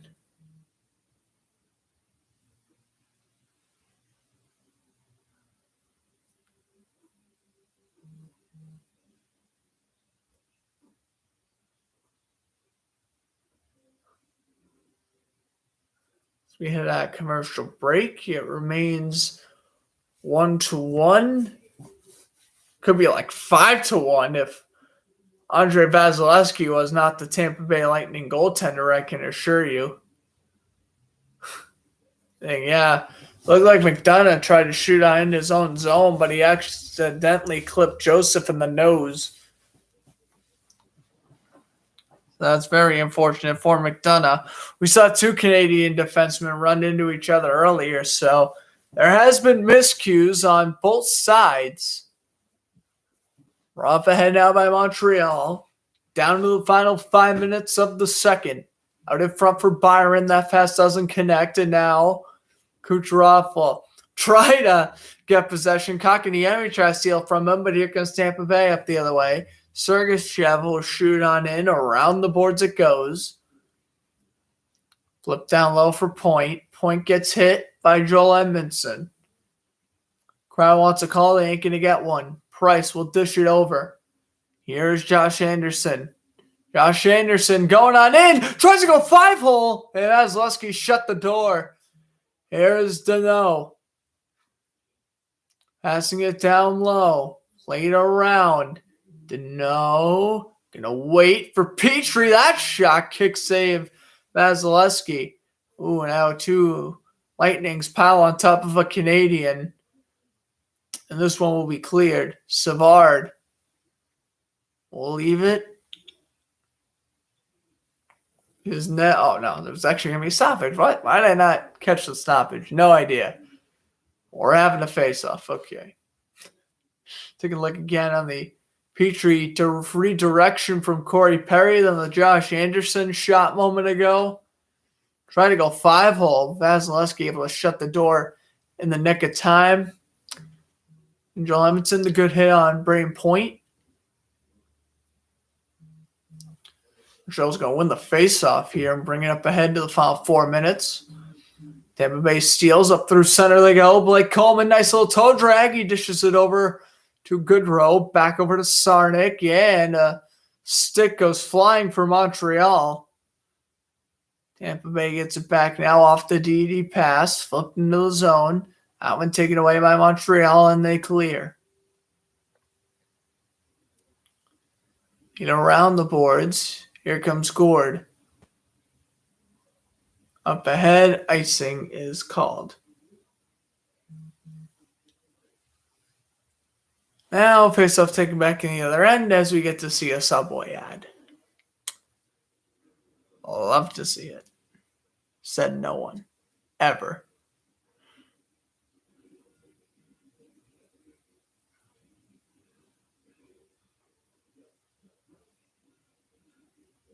Oh, no, and now a Lightning player falls down. That's Blake Coleman.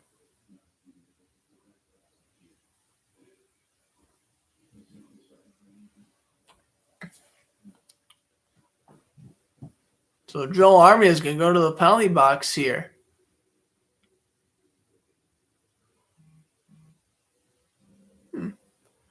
Oh, yeah, high stick. Never mind.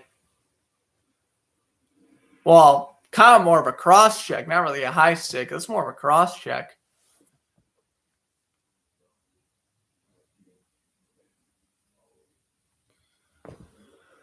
Well, regardless, Tampa Bay getting to earn power play here.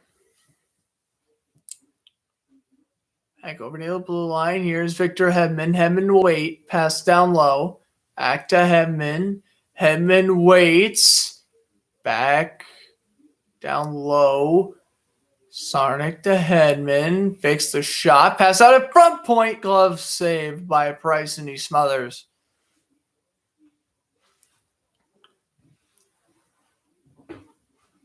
Oh boy. Carey Price doing an outstanding job holding his ground in the cage, able to go from post to center under a second pretty much. Here's a blast. Save Price. Rebound is swatted away by Montreal, and they clear with Joel Edmondson, and this one will be slowed down by Vasilevsky. We have a minute and a half to go here on this power play. Just under 2:40 left in this second. Back pass is taken away by Montreal. I will say right now, as much as I would love this game to go into overtime, I do not want to go into overtime. No, it's bad for me to say, but I'm feeling like get tired. I don't know why. I used to do one of those things where I'll just commentate up until a third and then stop when it goes into overtime, but we'll see what happens. Way too early to speculate. Anyway, Tampa Bay has it down low. Down to another 50 seconds on this power play. They dish it over to Stamkos, over near the blue line, taken away, and Montreal clears. Vasilevsky leaves it for Hedman. That one now taken away by Price. Price almost lost possession. He did lose possession. The Tampa Bay player gets bullied behind the net. The crowd wants a call. They ain't going to get one. And I'll tell you one thing, 100% should have been a trip on Montreal there. But granted, they missed a couple of blatant lightning penalties, so I'm not going to go off on a tangent or nothing. Refs have been missing calls on both sides. These officials really haven't been that great. I've kept my mouth shut, but still not outstanding. Maroon's shot saved Price. As we go back to 5-on-5, flash shot miss. Maroon gets tripped up by Price. And there's another missed trip. As Zaleski now leaves his cage, Joel Armia tries to get it. He does. Armia waits to pass out in front. Is blocked by Sergachev. Here's Joel Armia now. Armia working around. Being pinned to the boards. Now under a minute to go in the period. A good check kept in by Montreal. Josh Anderson crashing to the net. Here's a shot. That one's deflected. Lightning will bring it up ahead. Here comes Patrick Maroon. Maroon going on in and shoved into the corner by Petrie. A back pass. Doesn't connect. Out in front. That's no good. Here comes Montreal. On sides for Kakaniemi with 31.2 to go.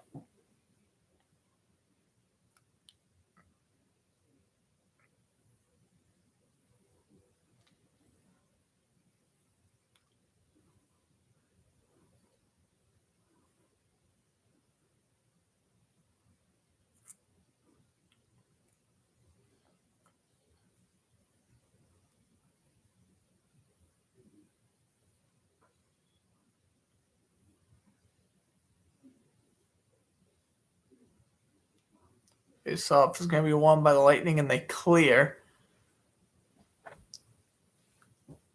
Cleared again to the final 20 seconds. Sarnik. From blade to stick, he'll pass up ahead for Goodrow. Taken away by Montreal. Down to the final 10 seconds. So move here from Deneau. Stolen. Oh, Goodrow. 2 seconds to backhand. Oh, it's in. Are you kidding me? 0.3 seconds to go in the period. And it's Blake Coleman. Off the backhand pass from Barclay Goodrow. Give me a break. 0.3 seconds and Tampa scores. Oh, my God. Let's see. Tampa, it was just a meltdown by Montreal at center ice. And Coleman, oh my God. How did he score that? He literally was sliding down on his stomach all over him was Philip Deneau. And it's just going to miraculously slip by Price blocker side. There is no way Tampa Bay just scored 0.3 seconds left in the period. Oh my God. That is devastation for Montreal. And I'll tell you one thing. If they lose by one, they're going to have something to look back on and shake their heads about. Blake Coleman, we've gone 19 minutes, 57 seconds. Oh, no, 59 seconds and 0.7 seconds on top of that. And then, at the idea, they got a goal at the 1959 mark.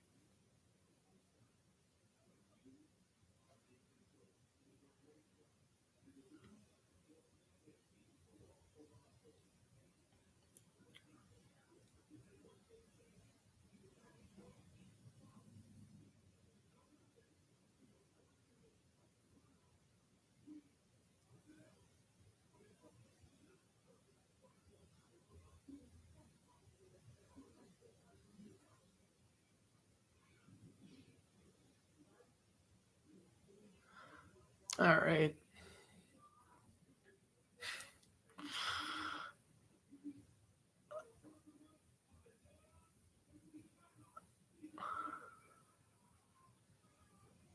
That's ridiculous. 0.3 seconds? Because Montreal was playing so careless at center ice that there's like 8 seconds left in the period. We don't care. Wrong move. Absolutely wrong move. I want to re-listen to my goal call because that was so unexpected. I didn't want to screw it up, but that was just so unexpected. Oh, I want to listen to this.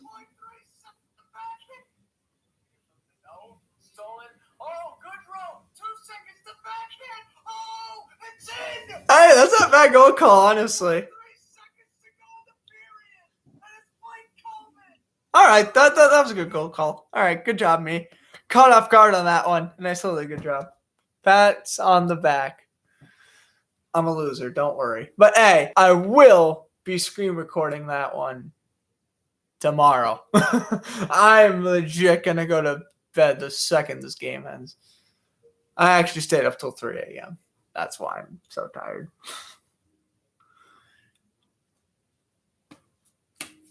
A good goal call, me. I'm proud. All right.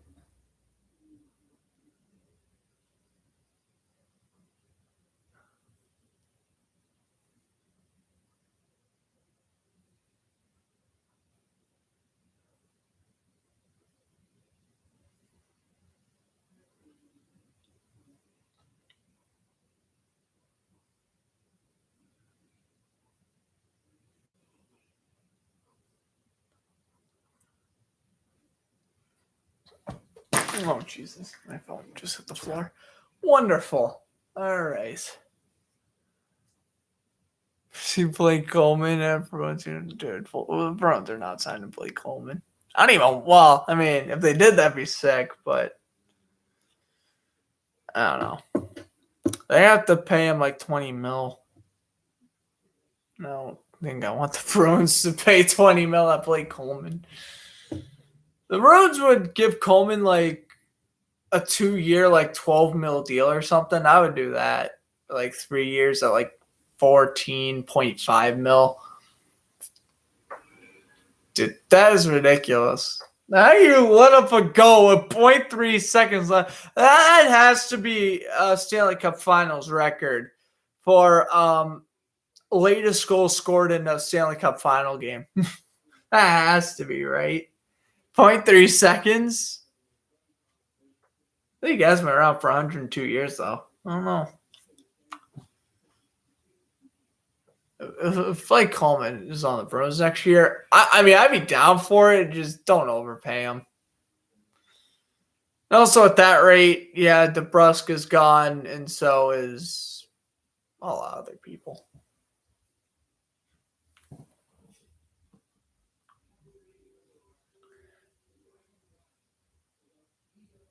I mean, yeah, think about it this way, though. You re-sign Krejci to a one-year deal, then you sign Coleman cheap, and you keep Craig Smith on the right wing. There's a good second line. Or rather, you sign Coleman for the third line because I completely forgot Taylor Hall existed. And yes, the Bruins are going to re-sign Taylor Hall. It's going to happen.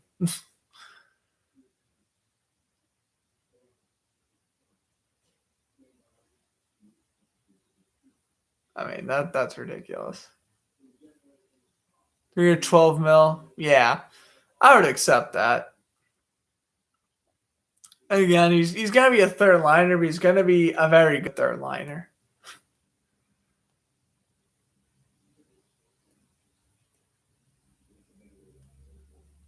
And then obviously, I mean, yeah, I can bump up Corrali to the third line, I guess, because, I mean, Frederick should get fourth line minutes after that 2-year extension he got. Yeah, I'm trying to think.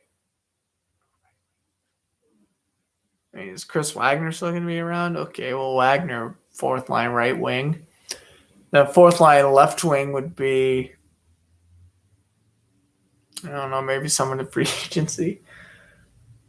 The Bruins should go to the Dell and pick up my man Lori Korpikoski.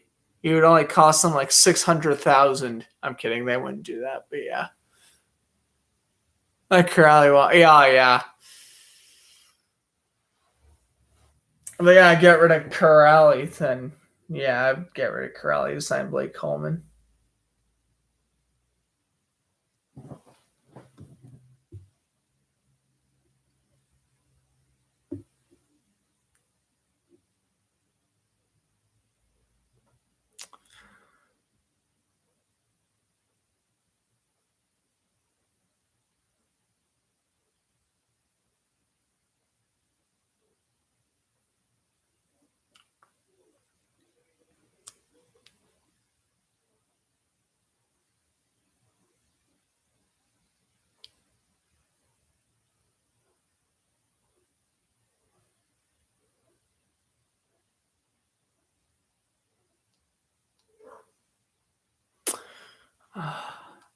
This thing just popped up on my phone saying how the Bengals haven't won anything in 30 years.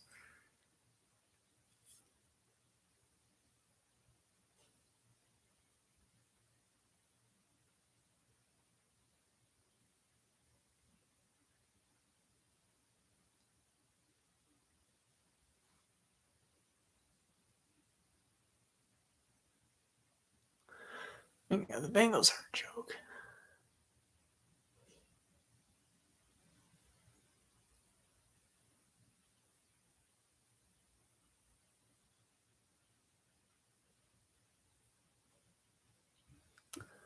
All right, we're not going to bore you here. Let's go over some sports news, shall we? We'll do it from the last 48 hours because that's what we usually do here. And we begin with the Maple Leafs re-signing right winger Wayne Simmons to a 2-year, $1.8 million deal. I'm not going to go fully in depth in my opinions because, again, Power Skate Show is tomorrow. So I'm not going to go fully in depth in my opinion, but I mean, this was a good signing for a third, fourth liner. All right, this one I can talk about a little bit more. Marlins trade outfielder Corey Dickerson and pitcher Adam Clymer to the Blue Jays for infielder Joe Panik and a minor league pitcher Andrew McLavin. Okay. This was a mind boggler for the Marlins.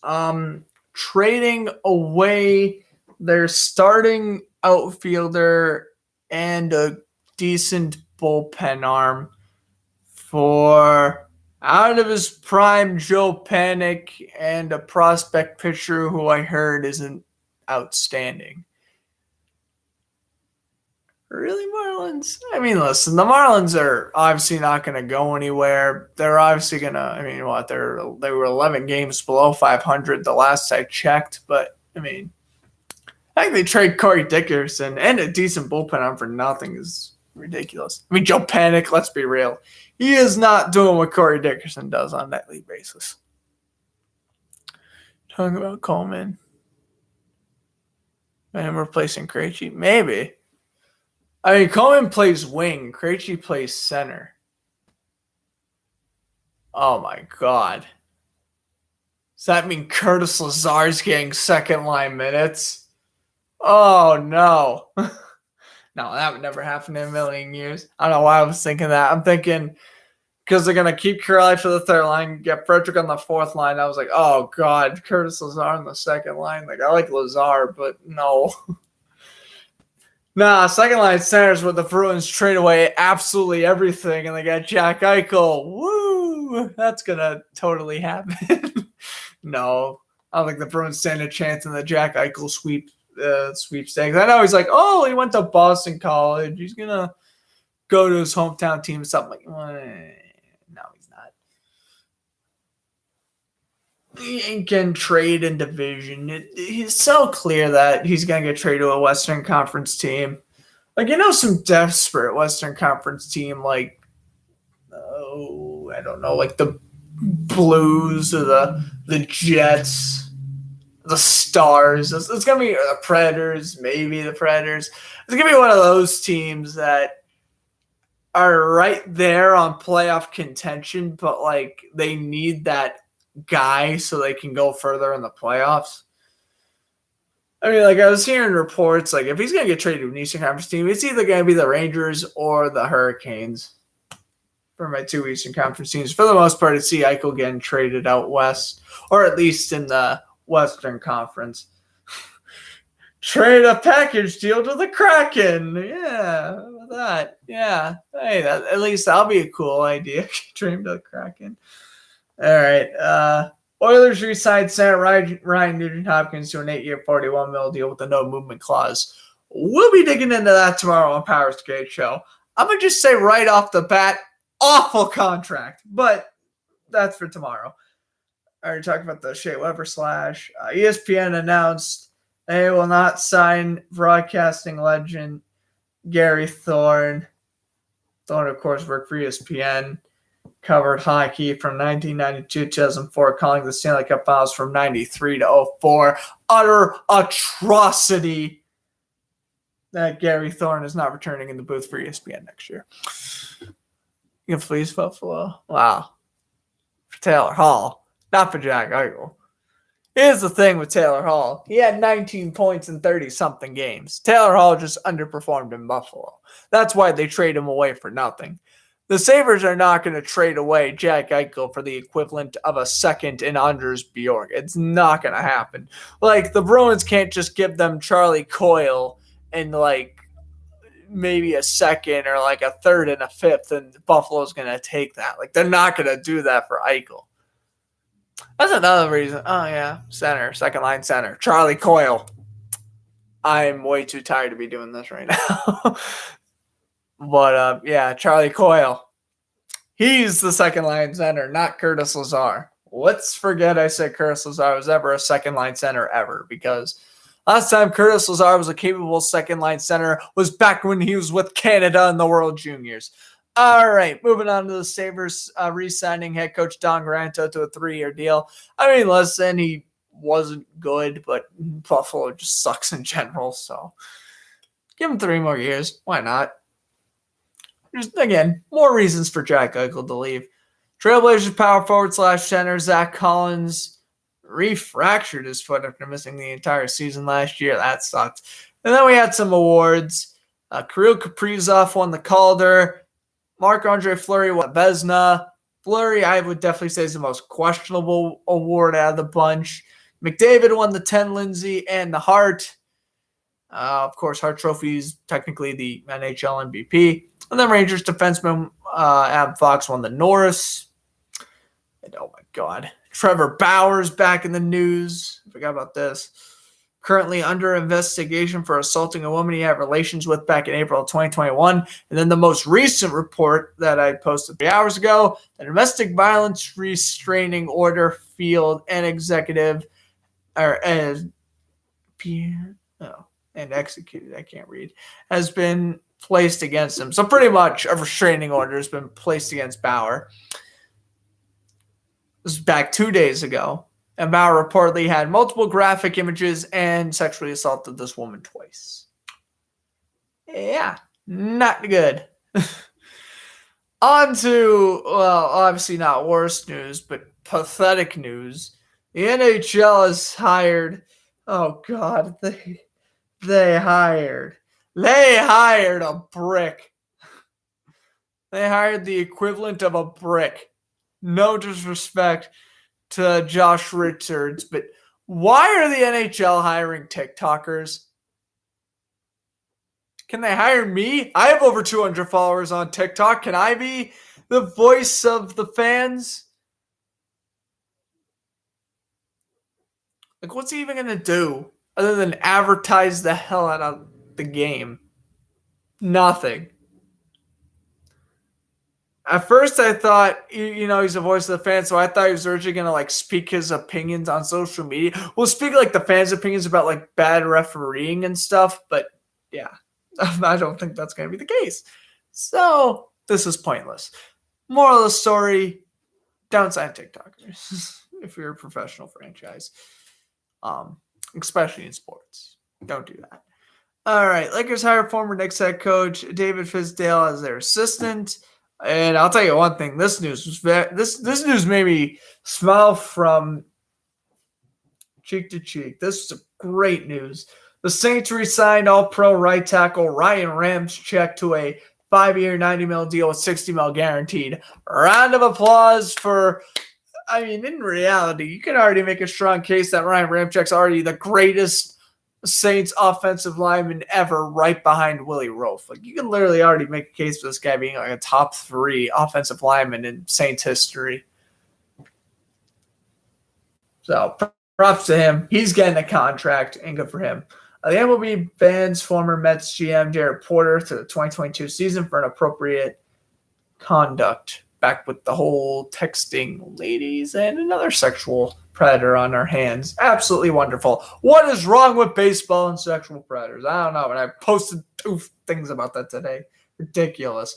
Mets pitcher Dylan Batenis has undergone right shoulder surgery and will miss the rest of the season.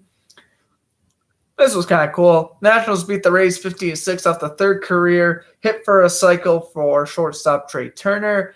And last but not least, the Coyotes hired former Ottawa Senators assistant coach Andre Tonji as head coach. Because why? They're the Coyotes, and they're going to screw stuff up, apparently.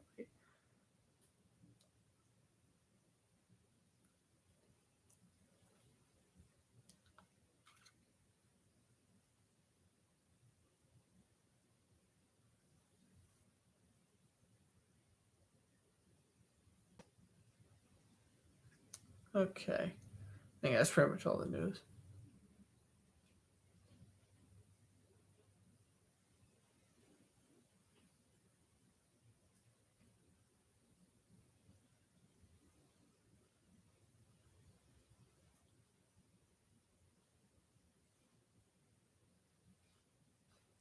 Okay. Oh, and that's the commercial. Really? That's the intermission? Are you kidding? I should start recapping the news first and second period. I try not repeat myself. That's why I wait for the second. But oh my God, that intermission flew by. Definitely setting out of a yeah.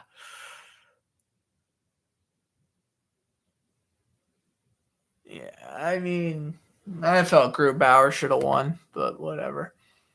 Fischer's a musician. That too.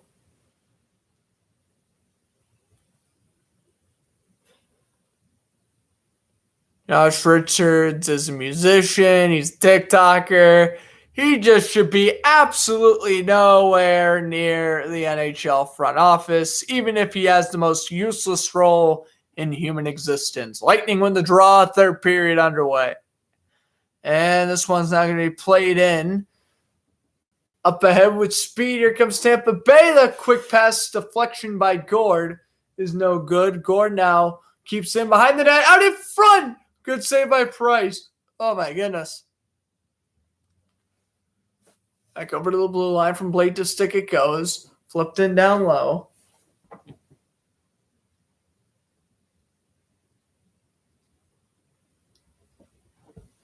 And here's Sergachev. Sergachev's going to wait. Got to pass up ahead. Over to the left wing. Off the boards it goes for Cirelli. Flipped into the zone. Here's Price leaving it behind for Sherratt. Played around. Kept alive by Stamkos. Stamkos with a backhander. Stamkos gets it back. Over to the blue line. It bounces off a Hedman's stick. And up ahead goes Tampa Bay with speed. Here's Tyler Johnson. That one missed. Here comes Danault. That one shot in wide. Here's Hedman. Plays it around. Danault. Pinned to the boards by Cirelli. Montreal keeping possession before losing it.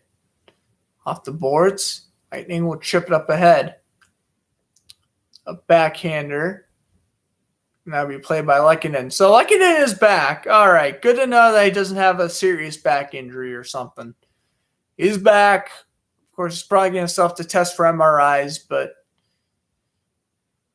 at least it doesn't look like the injury is too serious. Kept on sides, and here's a shot on goal deflected by Armia, and it missed. Here's Perry back over to a defenseman. That shot by, I believe that was Eric Gustafsson, missed. The backhander will bounce off the stick of point, taken away by Gustafsson. Puck will bounce off the glass, and now Kucherov will shoot on in. Here is Joel Edmondson now. Edmondson will go D to D. Taken away by Sarnik. Flipped into the zone. Now Vasilevsky will play it aside. Play it in around the boards. Now here comes speed. It is Joseph, a wrist shot. That one is a blocker stopped by Price. Shot on into the zone. Vasilevsky will slow it down. Sarnik waits. Now dishes it over to Sergachev. Up ahead for Johnson. Johnson will flip it on goal, and Price able to smother as this third period is roughly 3 minutes old.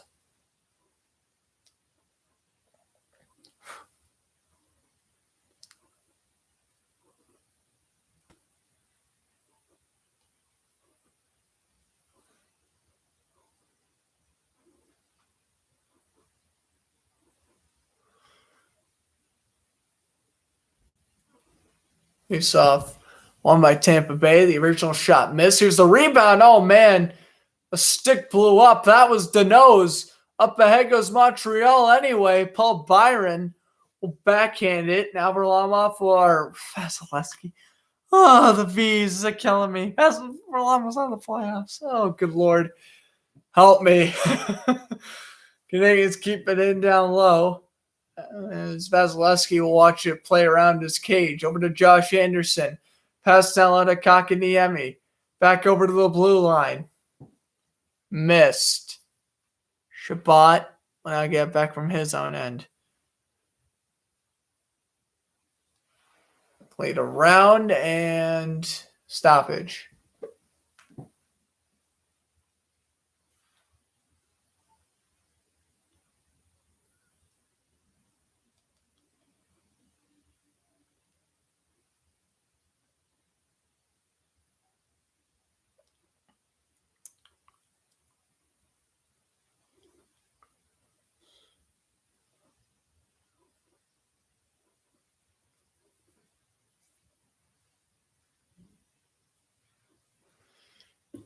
Shot on goal. Joel Edmondson will now go D to D.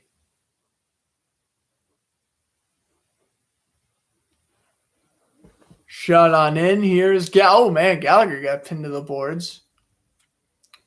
Trying to fish it out. Gallagher waiting in the corner. Trying to work around the Lightning defenseman. All over him is Sarnik. This one taken away. Here's Palat staying on sides of a quick shot. Price makes the save. Puck goes into the corner. Up back out near the blue line. Montreal now has it. Petrie slowly will skate out near the blue line. Their period shots currently 5-1 in favor of the Lightning. Played in around the boards. Here's Stahl. Pulls to a knee as Ruta hits him. Now here's Lehkonen, the pass down low for Stahl, taken away by Yanni Gourde. Now Stahl will play it around the boards. Here's a shot. Blocker by the Lightning and, try to find a near breakaway. Oh, pass out in front. Coleman's shot. Glove save by Price. Well, Tampa Bay, outstanding passing. I'll give them credit where credit's due. They have passed the puck very well. Montreal just can't seem to play it well. Goodrow with a good pass for Coleman. Good save by Price.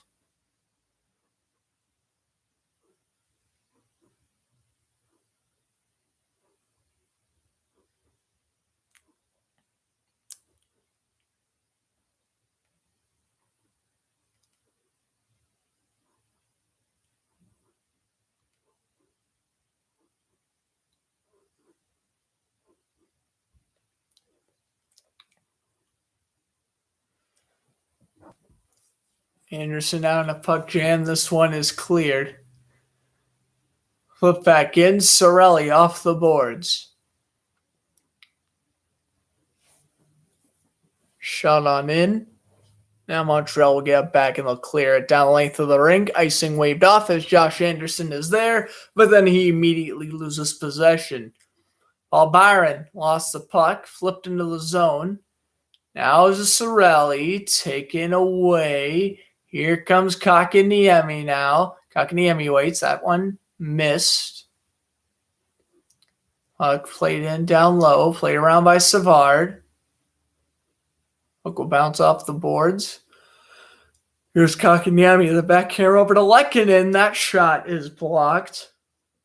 Back over to Edmondson and a save by Vasilevsky. 13:51 to go in the third. We've hit a commercial break. It remains 2-1 Lightning.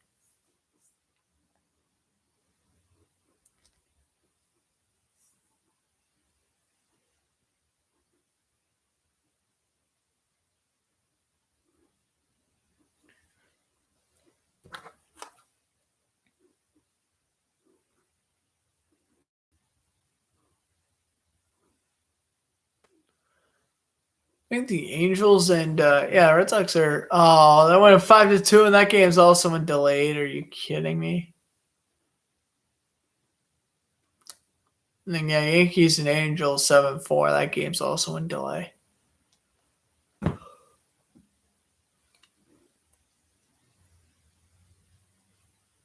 my God, I'm yawning up a storm here.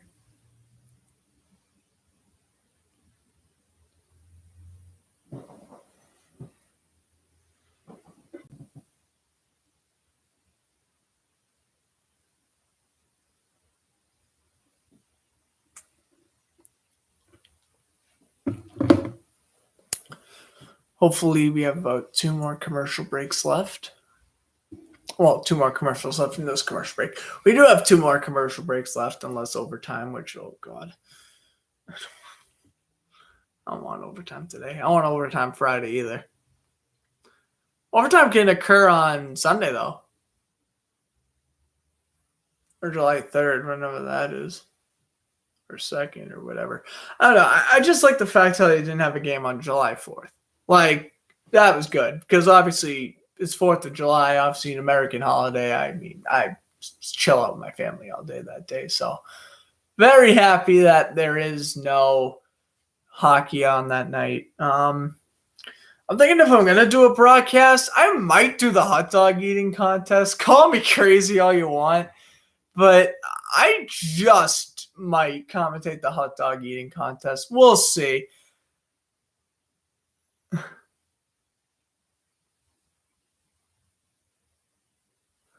But, we'll get to that when we get to that. You guys want to hear me commentate dudes, grown men devouring hot dogs? I don't know.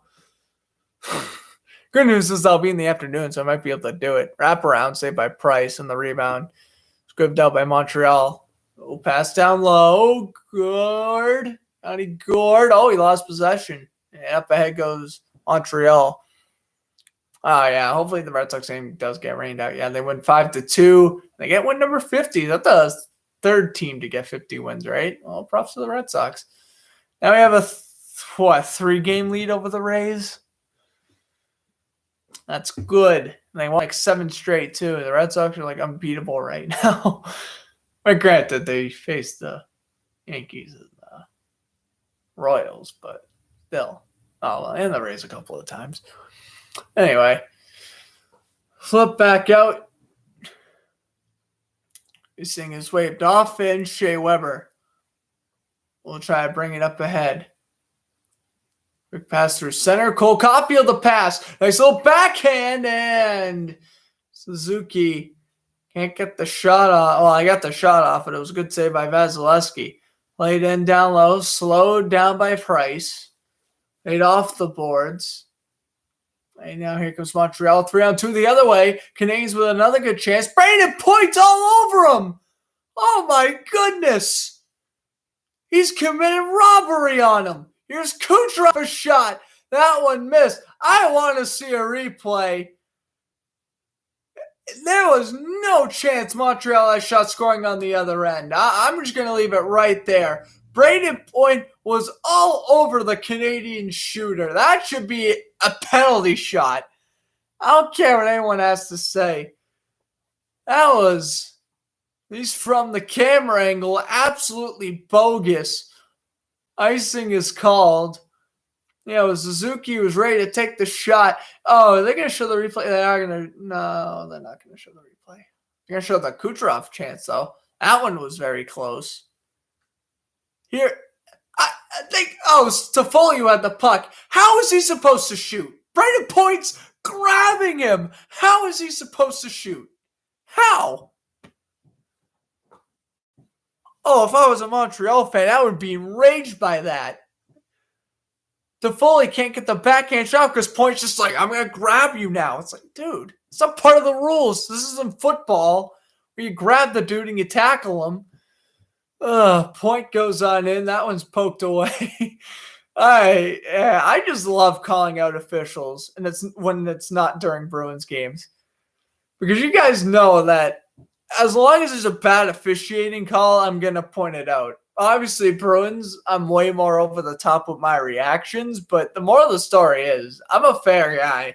Whenever I feel like there's an awful penalty that was missed, I'm going to call out the referees for it. I mean, I even did that with the Islanders a couple of times on the Bruins-Islanders series. I do it to everyone. Every single penalty, I feel like there should be called. I at least do a little explanation as to why I think. And that Brayden Point immediately grabbing Tyler Toffoli the second he touched the puck was ridiculous. Price makes the save, and now Josh Anderson would like some of Colton. 10:43 to go in this third.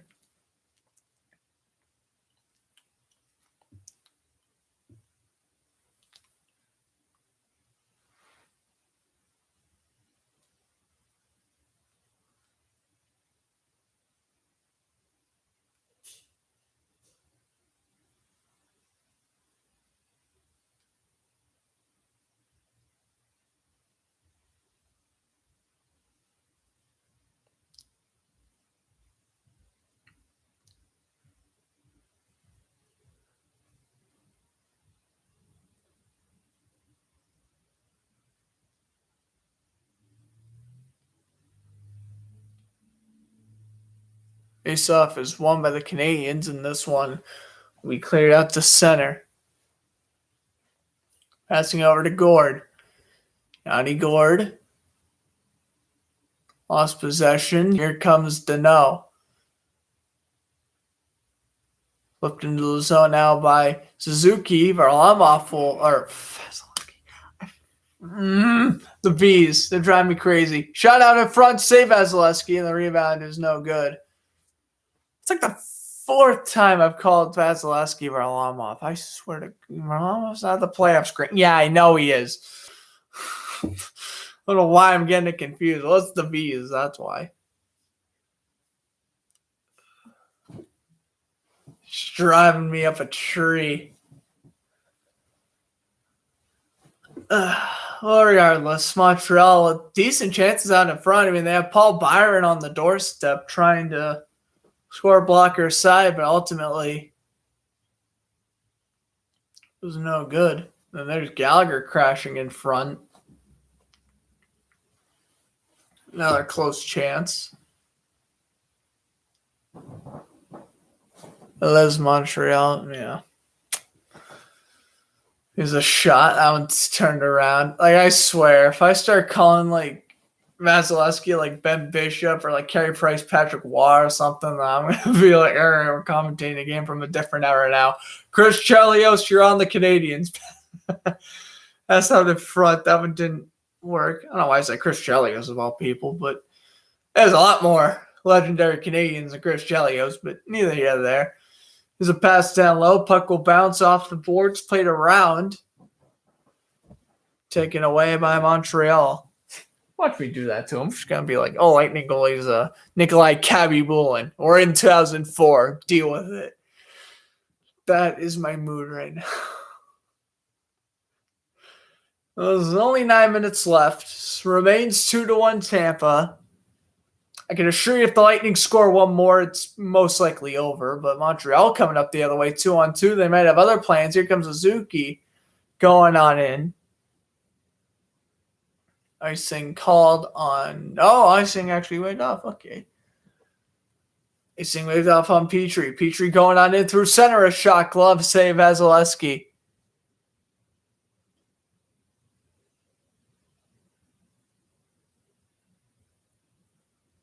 And a commercial break 8 there. There they go. I'm screwing up the Vasilevsky and Varlamov because they both start with V and they're both Russian. Well, Varlamov's like Czech Republic, but yeah, you get the point. They're both from Europe. They both start with V's. They both played each other in the playoffs.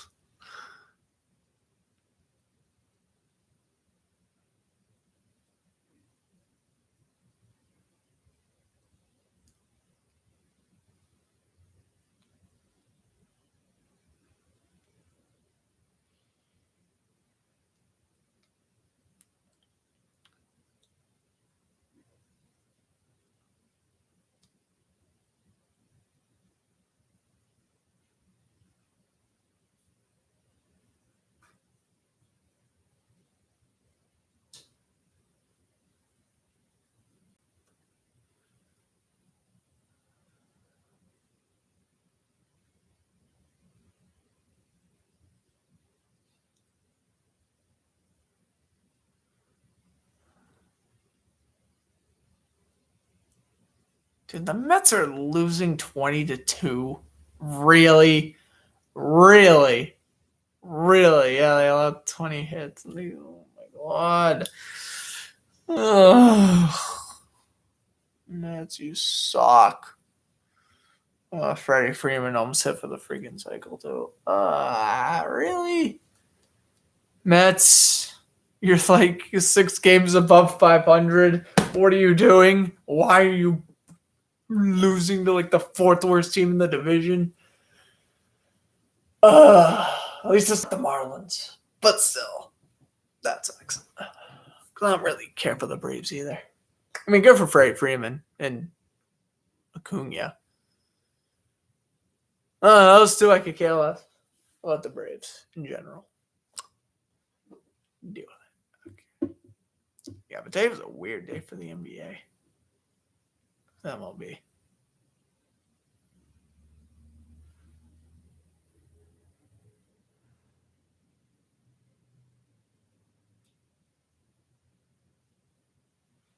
All right, face-off is 1. Here comes Montreal. Pass taken away by the Lightning. Flipped it in down low. Canadiens steal once more.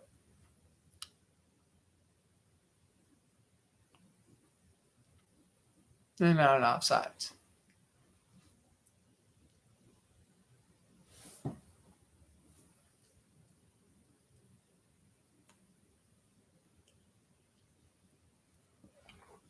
Vasilevsky stopping all the redirections. putting his team in a great chance to be up 2-0, heading over to the Bell Center. Don't be a sweep. Whatever this series does, don't be a sweep. I don't need sweeps. If it's a sweep, that'll be ridiculous. I would not be happy with that. Like, really, Montreal, you're going to win a single game, and then I'm going to start ranting. Well, we got 8 minutes left. Flipped into the zone and icing. Well, I'll tell you one thing. Thank God it's only 2-1, because if this was copy and pasted game one where Tampa be winning like 4-1 at this time of the game, I would honestly probably just log off and be like, "This is ridiculous, Montreal. You are frauds." Just rage quit. But since it's close, I'm willing to stick around.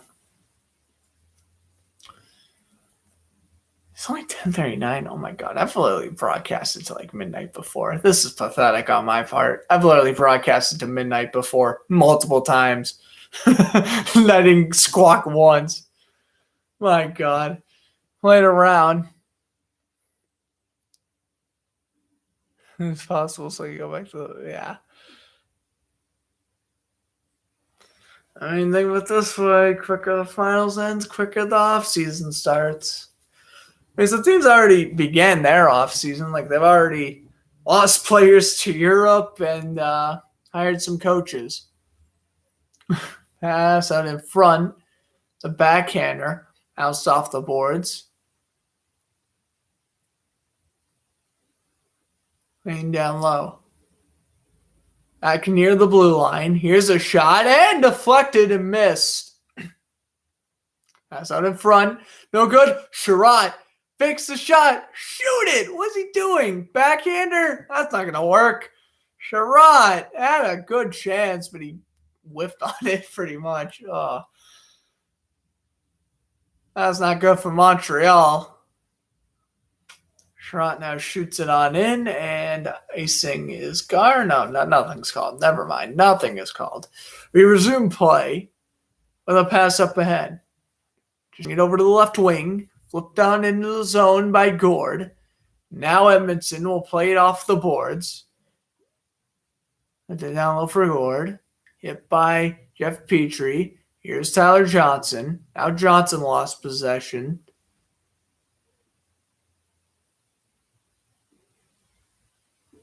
Johnson plays it around for Gord.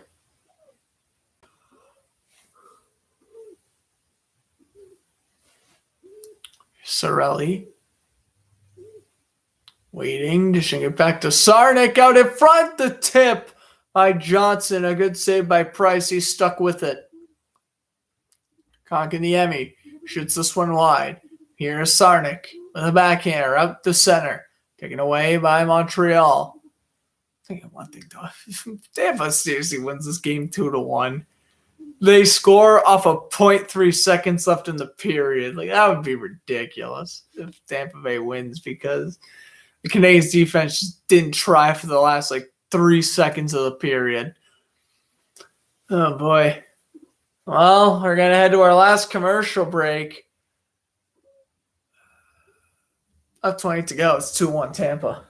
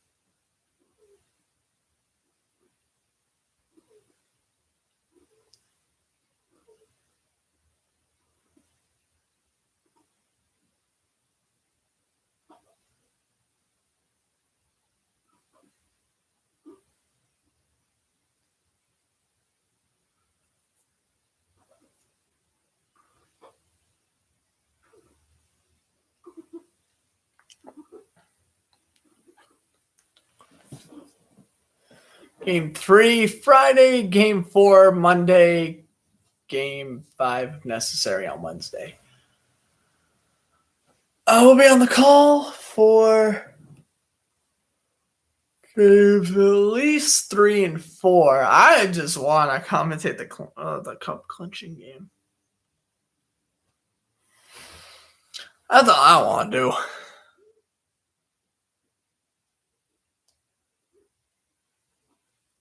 Here's a shot on goal, save Vasilevsky.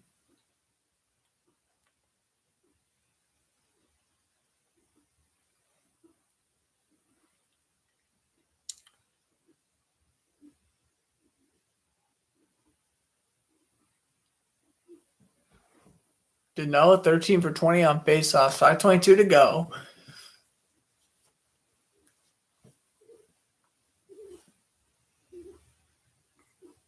Good draw. We'll take the draw against Dano again. They didn't kick anyone out, which was surprising. And this one, good draw wins. Up ahead of the Lightning to the final 5:15. Carey Price. Dish it over. The backhander doesn't connect. The shot on goal is no good. And now here come the Canadiens. 3-on-3, a shot saved by blocked by Vasilevsky as we hit the final 5. Up ahead we go. Price will slow it down for his defenseman. The backhander. Back over to Augustus. He lost possession. Shot into the zone by Montreal. Cleared. Montreal will get back in their own end. Joel Edmondson. Off the boards it goes. Look down to the zone. Here's Edmondson. Oh, he lost possession and Tampa cashes in. Andre Palat, and that's going to put this game away. It was an awful giveaway by Joel Edmondson, and Andre Palat's going to bury it blocker side.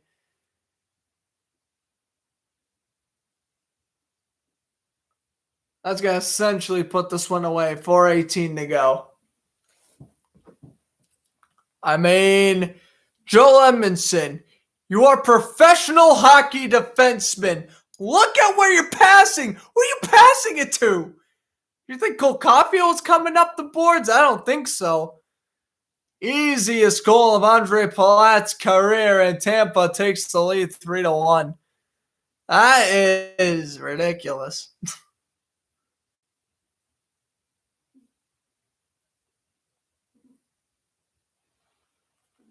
That is ridiculous. Montreal's getting swept. You room for Tampa Bay? That's ridiculous. I wouldn't be room for Tampa Bay. But yeah, I do agree. I think it's going to be, it's going to be 5. No. Montreal's not getting swept. It's going to be 5. So it's looking like I'm going to get my Lightning prediction right. So yeah, I would prepare next Wednesday will be the last hockey game of the season because, Montreal's not winning this series. There's no way they win this series. They just don't have the defense to keep up with Tampa Bay's offense. That's the issue.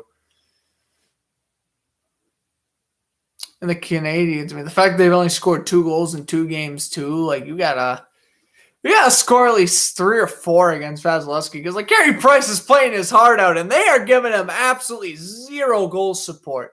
They're giving Price the least amount of goal support imaginable right now. It's not his fault. Yeah. And everyone who picked the Canadiens are quickly jumping over to picking Tampa Bay now. Me included. I said if Montreal's going, the only way Montreal's winning the series is if it goes 7. Only way. But no. Lightning go in at 5.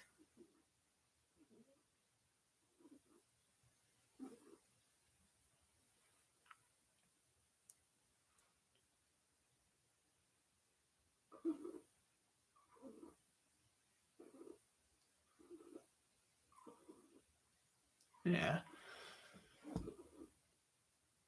Perfect. Oh god, I picked Carolina. We don't talk about my cup.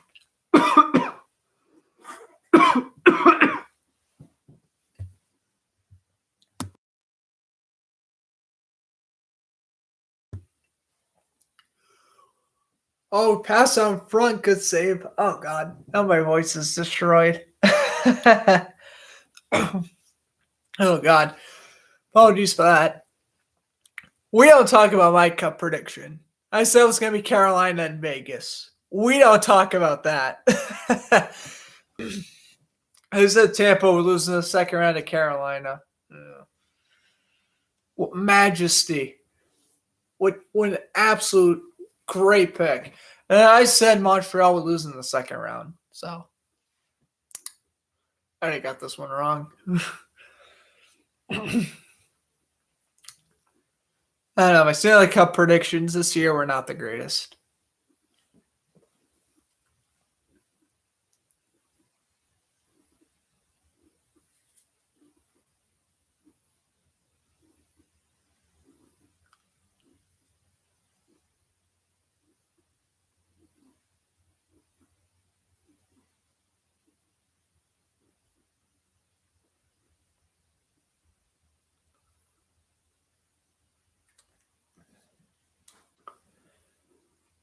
Oh, yeah. The Bruins at least played the Cup, and the Bruins would win in 7 at the TD Garden.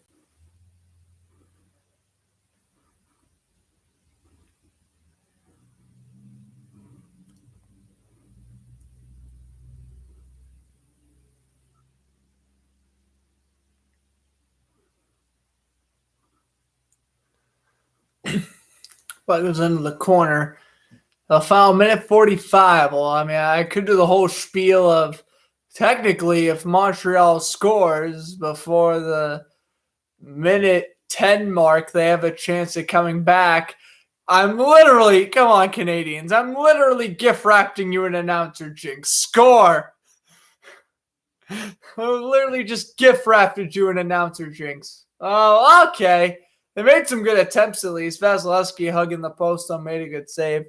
Let's go, Montreal. If you score one more goal for the minute mark, you have life. I am legit gift wrapping you an announcer jinx. So if you do not score in the next 16 seconds, I will be very disappointed. So, would it have been? Oh, yeah, it would have been Toronto. Oh, God. That means they lost. No. The Bruins would always. No. If it was in Toronto, then by some miracle, Toronto would win because that's the way how it works. Plus, there's no way they're going to let a Canadian team lose in Canada in Game 7 of the finals. Unless the Bruins just beat the Maple Leafs to a pulp like they did with the Canucks back in 2011. I'll be honest with you, the Maple Leafs are not winning the Cup this year. With Jack Campbell, listen, Campbell played great during the regular season, but he's not a goalie that's going to lead you to a Cup. Neither is Frederick Anderson or whoever else was their goalie. David Riddick. Oh, God. Pass back down to the final minute. I kind of gave Montreal an announcer jinx. They didn't take it lightly. And the empty net. Oh, just missed. Icing. Yep. Petru's there. 46.7 to go.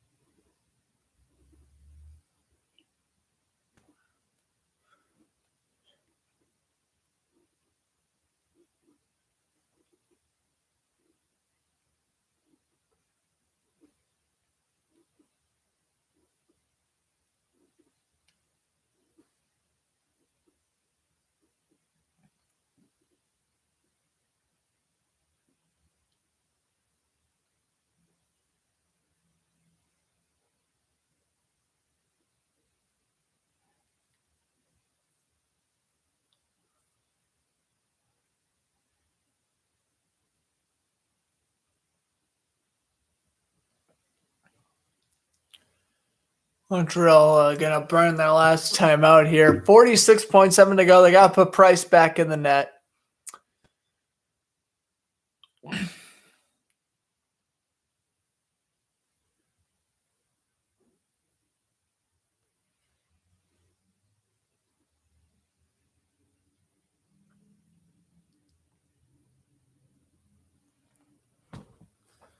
Canadiens keeping the puck alive. 30 seconds left. Cole Caulfield's wrist shot blocker stop Vasilevsky. Caulfield gets it back over to Petrie. Faking the one-timer. A low shot blocked. Right up ahead point. He can't play it. Here comes Petrie, the backhander. Taken away by the Habs. They have 13 seconds. Shot into the zone. Played around. Big check in the corner. Puck is going to go down the length of the ring and just miss the empty netter. But there is no time for anything else. And now Corey Perry and Victor Hedman want to go at it. Cirelli beating up a Canadian. Oh, dear Lord. We still grinding even after the buzzer. Sergachev, he wants to get involved, so is Tyler Toffoli. I got to tell you something right now, if you're Montreal, you shouldn't be picking fights. You just got simply put out played tonight. There is no reason to be picking fights at the end of the buzzer. I actually lose respect for teams that way. And now they can celebrate with Vasilevsky. Blake Coleman the first to congratulate him. Sarnik the next. Well, hope everyone enjoyed the broadcast. I'm Grant Flood from Fletcher Sports Zone saying enjoy the rest of your evening. Tampa takes game 2. They lead the series 2-0. Game 3 on Friday. Yeah, we'll see what happens. Montreal can win. Nice. It means the series will either go 5 or 6 games. If Tampa wins game 3, honestly, you could be looking at a sweep. But we shall see. Lightning take game 2, 3-1. And we'll see you Friday. Enjoy the rest of your evening, everybody.